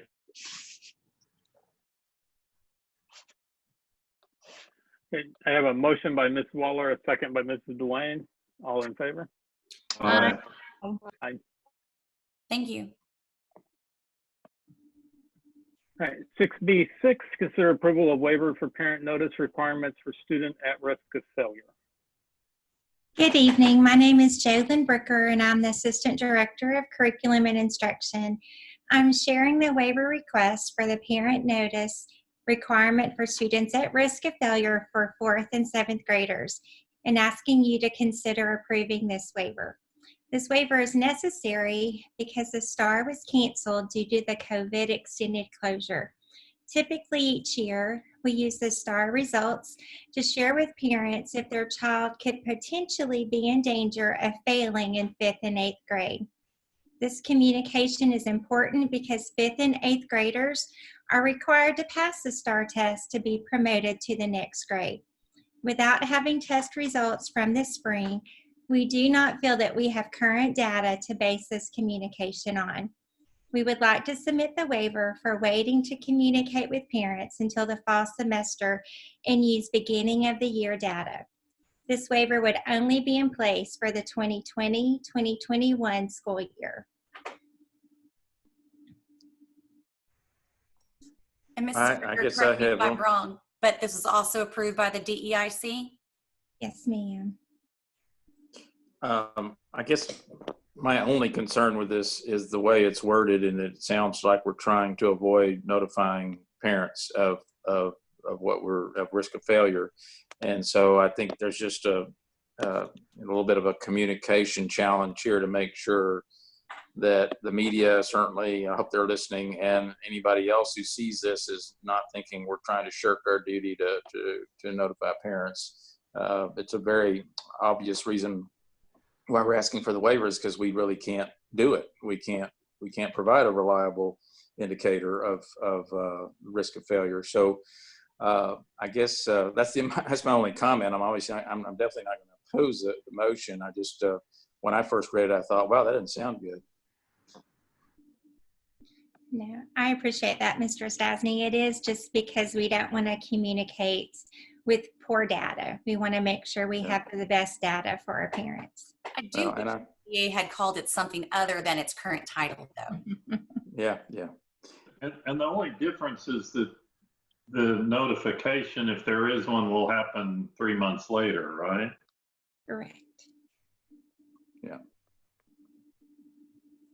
Well, I will move approval of the waiver for the parent notification waiver for the parent notice requirements for students at risk of failure as presented. Okay. I have a motion by Mr. Stasny and a second by Dr. Warnerberger. All in favor? Aye. Aye. Motion carries. And 6B7, consider approval of purchase request over $50,000 for speech therapist services. Good evening, everyone. I am happy to be with you this evening to talk to you about a few things. The first one is the agreement that we have with AMN Healthcare. We have worked with these guys for a couple years now, contracting with speech therapists because we were not able to fill our need in Bryan ISD. And we have spent quite a bit of money with these guys over the last few years so that we can provide services to our students. We've been very satisfied with the services that we've been able to get from AMN Healthcare. And I'm coming to you this evening because I want to ask for approval for us to have permission to enter into those agreements in the future if necessary. However, I do have very good news to report since the time of posting here. And I don't want to jinx anything, but I need to brag a little bit on one of our staff members, Deanne Barnwell, who joined Bryan ISD just a bit after I did. And I am very pleased with the positive response that we have received to our recruiting efforts. And we may not need to contract with any contract therapist next year. And if we do, it would probably just be one. And that is in part due to just, I guess, the great reputation for Bryan ISD, team effort on the part of my team and our recruiting efforts. And so, like I said, I hope I'm not jinxing anything, but I'm very excited and I wanted to report positive response to our recruiting efforts. So all of that to say, just in case, I do want you guys to know that our speech language pathologists are, they can be hard to find, and it's a shortage area, and I really want to make sure that if we're not able to fill all of our vacancies, we're able to reach out to an agency to help. Okay, So, We'll take good questions? news. We'll take good news anytime we can get it. I hear that. That's great.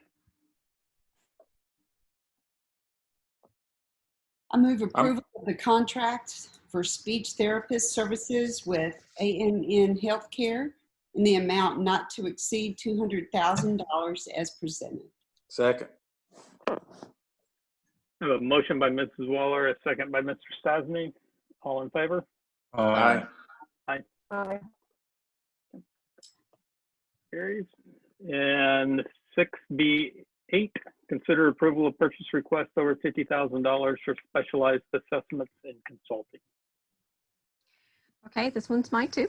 And I wanted to talk a little bit about our difficulty in conducting any kind of special education eligibility evaluations during the school closure. As you know, we were not allowed to or able to be in close contact with students, and we are still not quite sure what the future holds.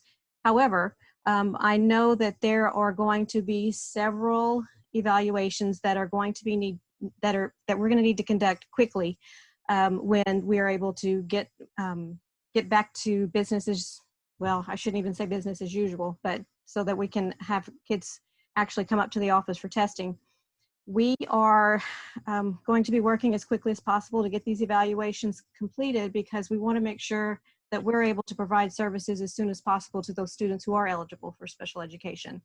And even with all of our staff working as diligently as possible, in the past we've needed to reach out to specialized assessments for help, and that's in a typical year. So I anticipate that we are also going to want to reach out to them in the coming year. And so I would ask that you guys give us your approval to reach out and have some contract assessment completed in the coming year. Any questions? I appreciate you being proactive with that. I think it's going to be stressful enough with everybody coming back without us, you know, being prepared for the needed assessments and being able to implement some things. So I appreciate that. Thank you. So if there are no questions, I move approval of the contract with specialized assessments and consulting the amount not to exceed $100,000. Second. I have a motion by Mrs. Dwayne, a second by Dr. Harlan. All in favor? Aye. Aye.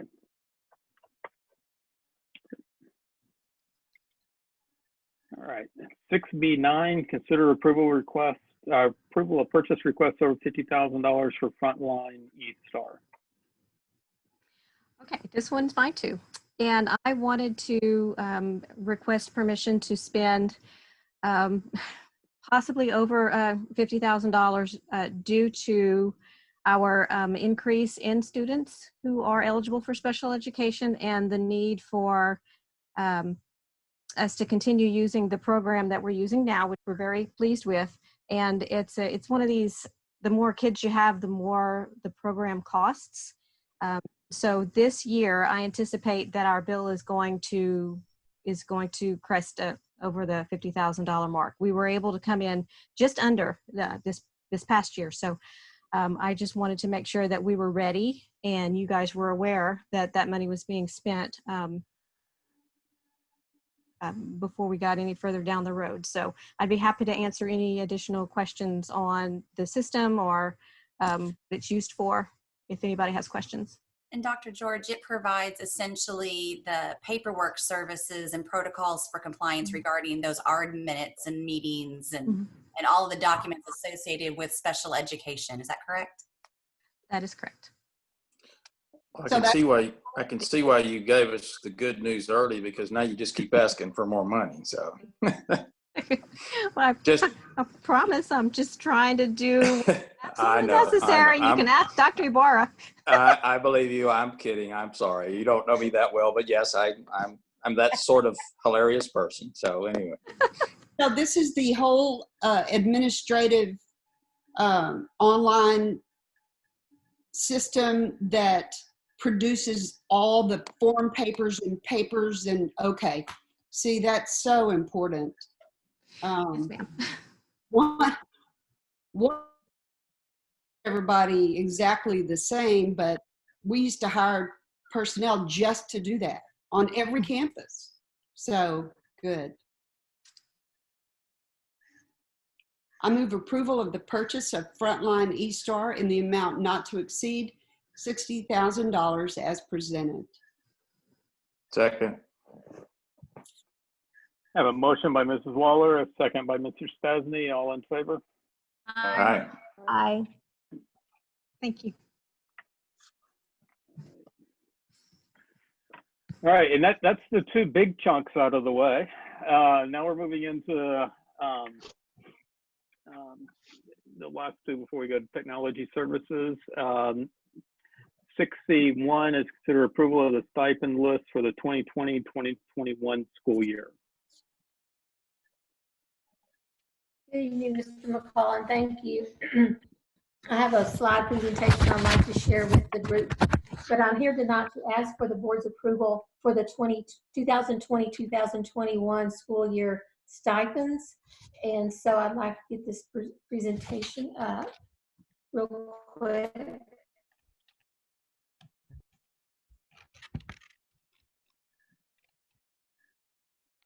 Okay, it should be up.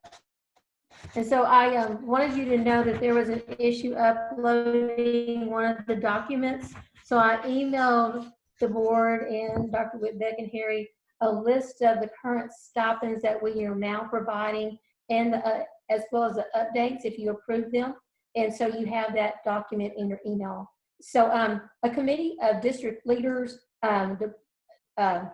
principals and department leaders such as Janice Williamson, who's over athletics, and Pat Corbett, who's over fine arts, those type people. We reviewed the current stipends we have, and we made some modifications to a few of them. And those are the ones I'd like to talk to you about, are the new or the updated ones. There's 4 new stipends that we'd like to add. 2 are UIL stipends, UIL Chess, and UIL Congress. And then special education has asked for your consideration for 2 really key positions that, Dr. George was just talking about. One is a stipend for a lead speech pathologist that would oversee all those people under that umbrella.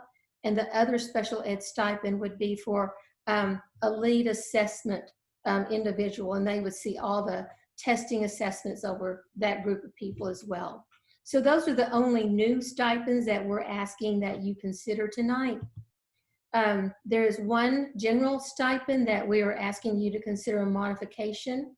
Middle school yearbook, currently the stipend is $300, and we're recommending that we move that stipend to $500. Doing a yearbook is, even though it may be a small book, it's still a huge task and a lot of time after the school day and not with kids. And so it's a lot of work. And then we have some modified athletic stipends as well. The head soccer coach, we're asking that we increase $1,000 to $6,000 to be in alignment with other comparable schools, and recommending that this position get 5 additional days to be in alignment with other Bryan ISD head coaches. And then head wrestling coach, increasing the head wrestling coach stipend from $5,000 to $6,000 to be in alignment with other comparable schools. And when I say comparable schools, this is going back to Lou's and our stipend and salary study, just to make us comparable with other people in our market. And then a freshman football coach, asking we increase his stipend from $2,000 to $2,500 to be in line with other assistant coaches that are within Bryan ISD. And then the last group is for our baseball and our softball. They currently do not have a first assistant. They have several assistant coaches, but they don't have one that they call their first assistant. And so we have other sports like basketball, soccer, volleyball. They all have a first assistant and assistant coaches on their roster. And so we're asking that for baseball and softball, we make that alignment to be the same, and moving their stipend from $2,500 to $4,000. And so those are the only changes in the stipends that we're recommending for next year, and the others would remain as they currently are this year.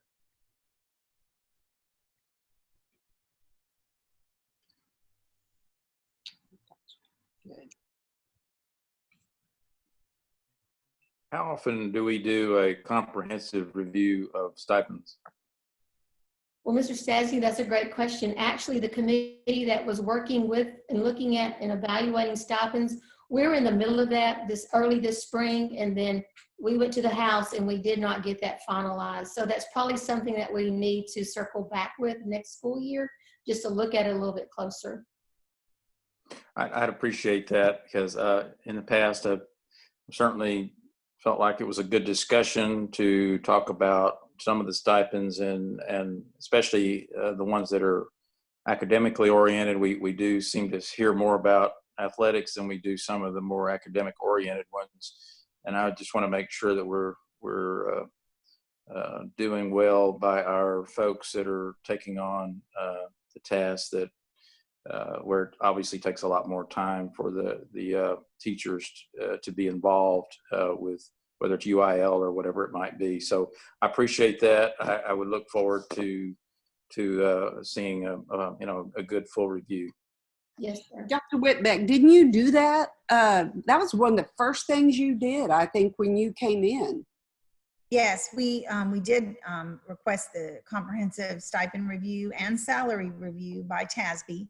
And that's what Ms. Kuhn was referring to with Luz. That's her name that actually worked with our team. But as you recall, last year, you all voted on some unprecedented salary increases and stipend increases. So many of the other areas we really took care of. These were a few hanging out there that seemed like they were still a little off, and that we needed to kind of get them taken care of. So the academics, and Mr. Stassi, you are absolutely right. Those are critical. Those teachers who work on things like academic decathlons and UIL academics and things. We are pretty in line in those areas now, if not a leader. Some of them were actually, right up there in terms of comparable stipends. But these were just some areas that lagged, and so Ms. Kuhn felt like it was important to bring it to our attention, and we agreed to. We all thought we should bring it to you. Well, also, Christina Richardson, when she became the Director of Advanced Academics, her first year, she did a full review of the UIL stipends and worked with the campus principals and those who are receiving the stipend. And they felt like they were in a fair spot for the hours they put in and the work that they did. They felt it was fair at that time. But she does reach out to them each year to review. Well, thank you for reminding me of all that, because it wasn't that I was sure that there was a problem still. I just didn't remember how recently we had actually looked at it. So it sounds like we're in pretty good shape. I think it'd still be great, at least every couple of years to review them, just to make sure they don't need tweaking. But thank you for that reminder. I move approval of the stipend list for the 2020-21 school year as presented. Second. I have a motion by Dr. Warnerberger and a second by Mrs. Waller. All in favor? Aye. Aye. You. Any opposed? None. Motion carries.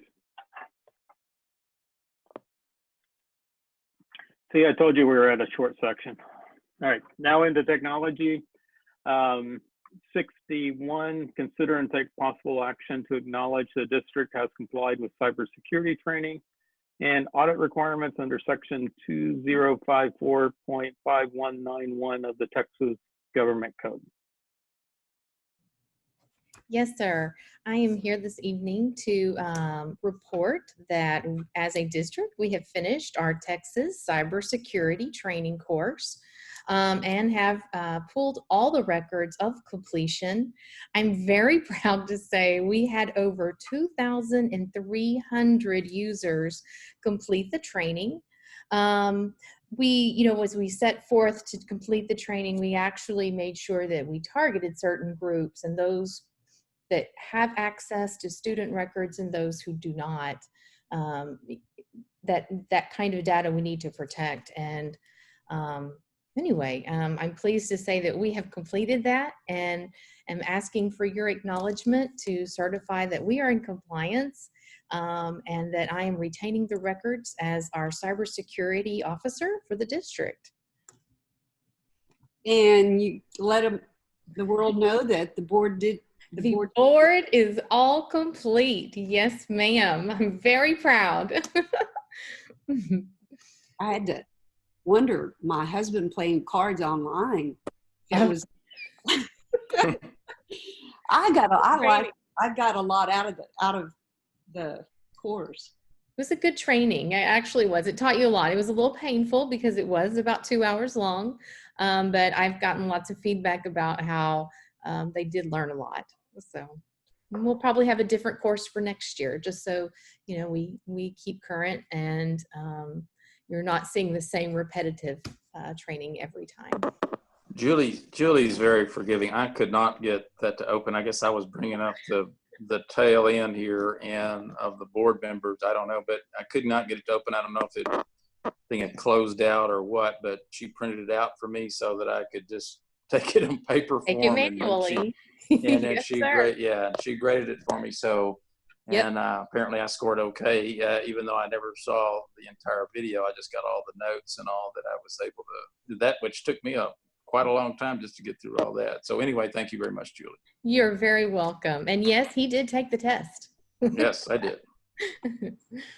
So I move to acknowledge and certify that the district is in compliance with the Employee Security Awareness Training requirements of Section 2054.5191 of the Texas Government Code, and the district is in compliance with the audit requirements of Section 2054.5191 of the Texas Government Code. Second.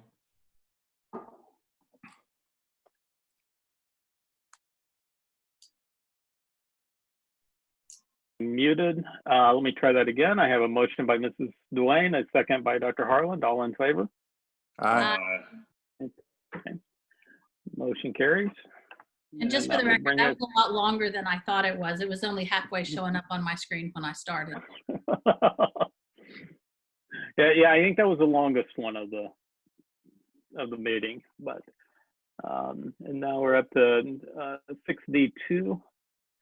Consider approval of a purchase request over $50,000 for computers and technology items related to online learning and utilizing the fund balance. Purchase. Yes, and there's actually, Barbara and I will be co-presenting on it because, as you know, we believe instruction is what drives us, and that's what technology should be used for, as a tool to enhance instruction. So let me go ahead and share my presentation. It's a short one. So let's see, and here we go.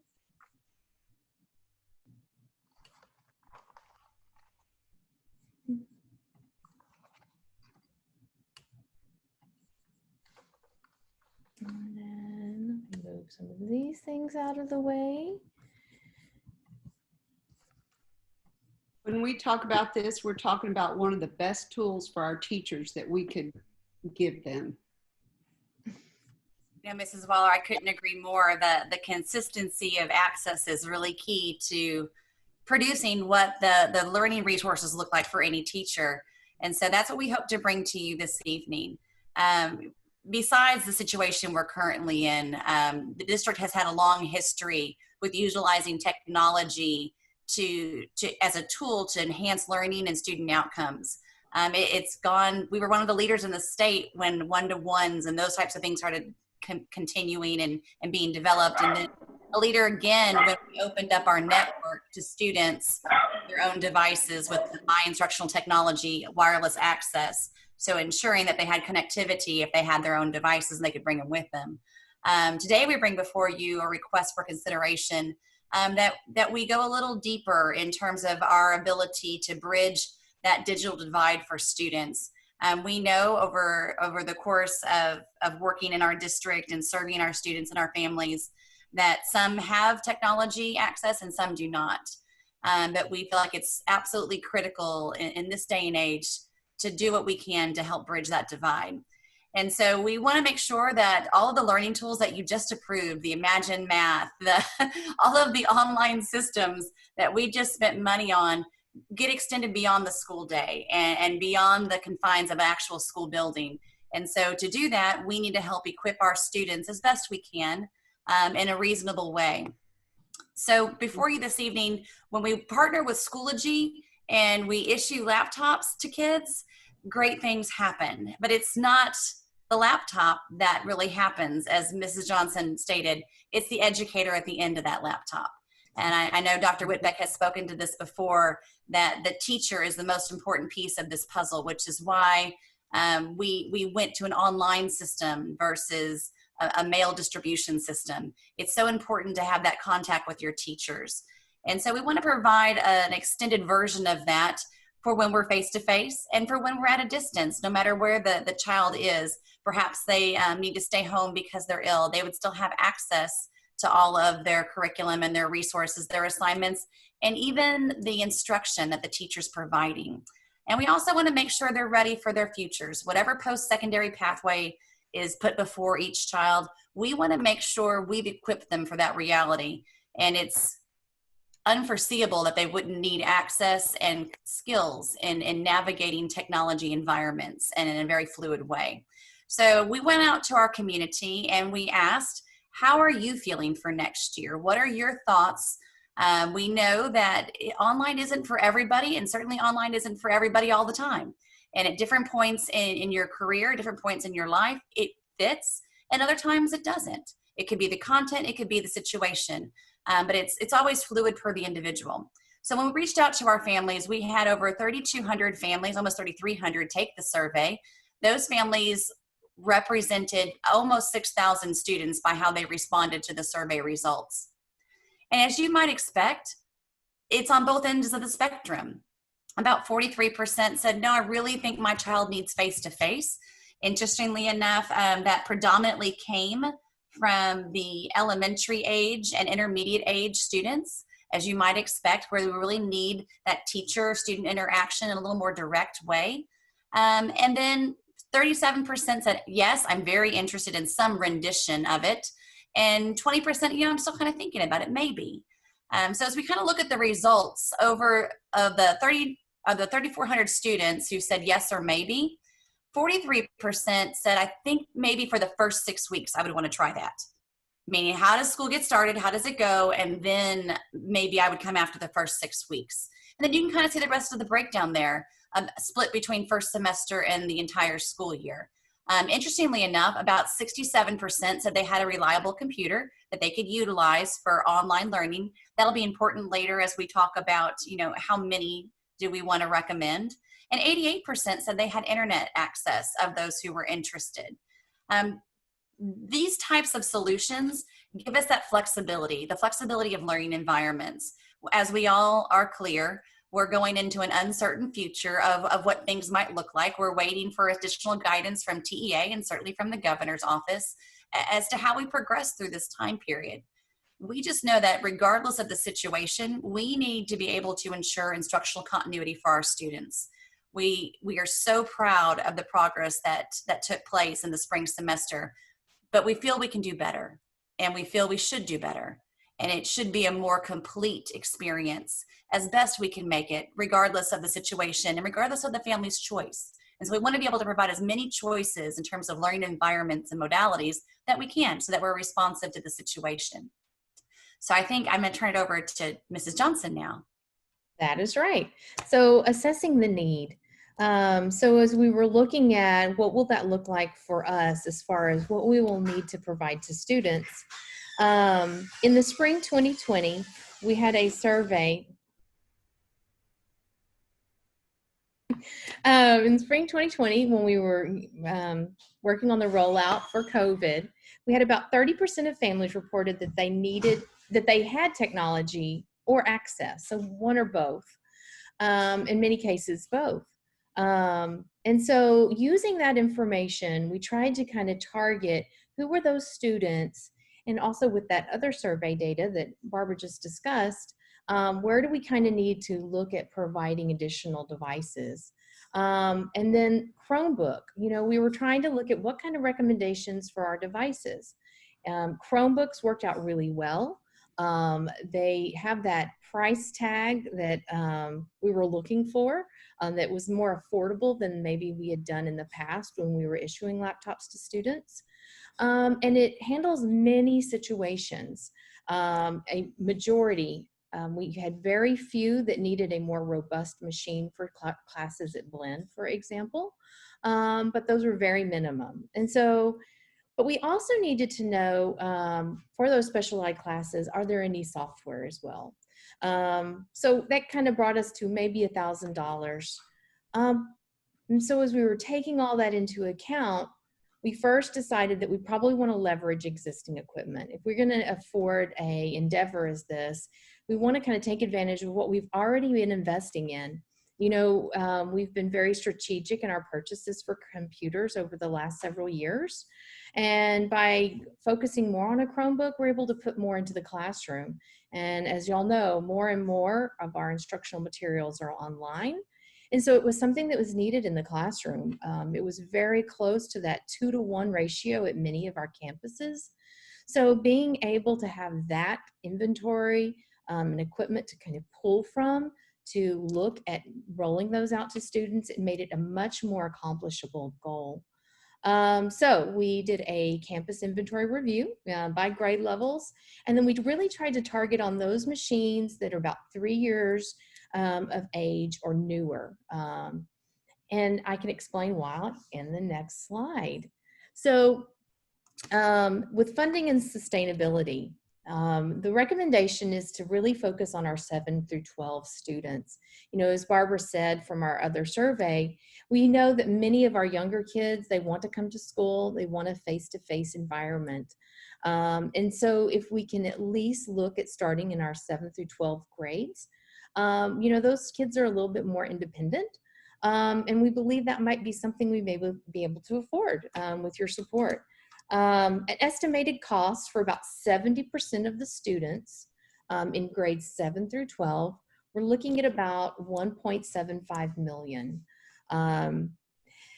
The nice thing is our fund balance. We have kept a designated fund balance of approximately, of $1 million targeted for technology specifically. And what's been nice is we haven't had to touch that. But we think this is the time. And then we also believe we have some undesignated fund balance of approximately $800,000. So using those two funds, we believe we can make this happen for our 7th through 12th grade students that are in need of technology for their homes. And then the funding of sustainability. So this is where that leveraging those devices that aren't just our new devices that are on campuses, but those that are a few years old. If we use those, it will kind of give us a head start into our replacement cycle. So one of the things I've heard other districts have been doing is they buy them all at once. And we want to avoid that. We don't want to make a huge investment this first year. And then find out if, as we try to sustain this, that we have a balloon payment, if you will, 5 years down the road. So by using what we have on campuses to start that distribution to students and to then make that purchase of approximately 1.75, that we will be able to really target those 7 through 12 students and be able to sustain it for approximately $350,000 a year. Which is about what we spend on technology already as we do a normal replacement cycle district-wide. And increasing connectivity. So this is one of the ones I'm really excited about. I know that Mr. Stasny mentioned it earlier. When we were looking at increasing connectivity, many of you know we did the relocation and installation of additional access points to extend our Wi-Fi signal at all campuses. And then we have been investigating a district-based LTE access throughout the community.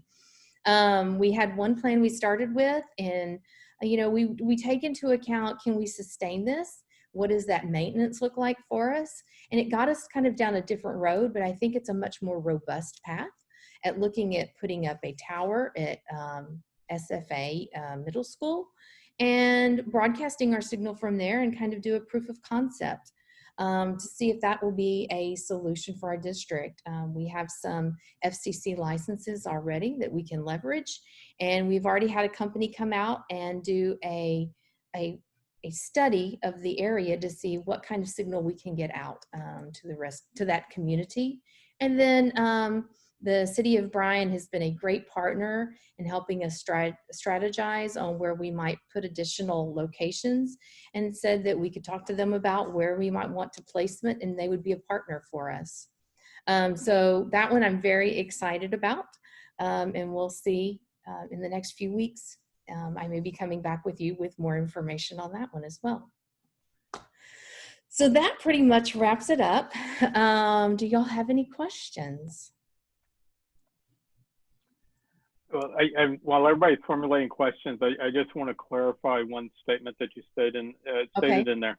We have more than $863,000 in undesignated funds, but you're requesting 863 of the undesignated funds. So yes, sir. We know what you meant, but just the way it phrased there, it was just wanted to make sure and clarify. Yes, sir. And the other thing, just to clarify, when we talk about the LTE access, the expanded internet access, we're not really talking. Yes, it provides internet, but it provides access to the Bryan ISD network. That is so true. It's not in. They would have the similar type of access that they have in the school as far as accessing resources and the internet through the firewall and everything. That is correct. Yes, we would be it would be focused on just our devices and our students, and it would be filtered, so it wouldn't be a competitor against any other internet provider. This is fairly even important, but you mentioned the FCC licenses. I vaguely remember discussing these years ago. David will remember maybe, and whether we should hand those over to somebody or not, and we didn't. Are those the same ones? Yes, sir, they are. I'm very glad we didn't, because we did go down that path. You are correct. We considered selling them to a mobile provider, or at least leasing them. So I'm glad we held on to them. Yeah, I remember that. I can't remember if there was some sort of, if you don't use it, you lose it kind of thing. It seems like that was maybe a concern at some point, but maybe not. I don't know. It seemed like we were discussing it for a reason, because it did seem like, unless that was the only reason to get rid of it, was just because, oh, well, we'll just never use it. I don't really remember the details. It was one of those situations where if you didn't utilize them, the FCC was going to take them back. And so companies were offering to, we could lease it to them for 30 years. And we opted not to do so. Well, obviously we didn't lose them, so that's good. Yes, sir. I authorize administration to purchase computers and technology-related items utilizing fund balance not to exceed $1.8 million for the purpose of continuing and expanding online learning. Second.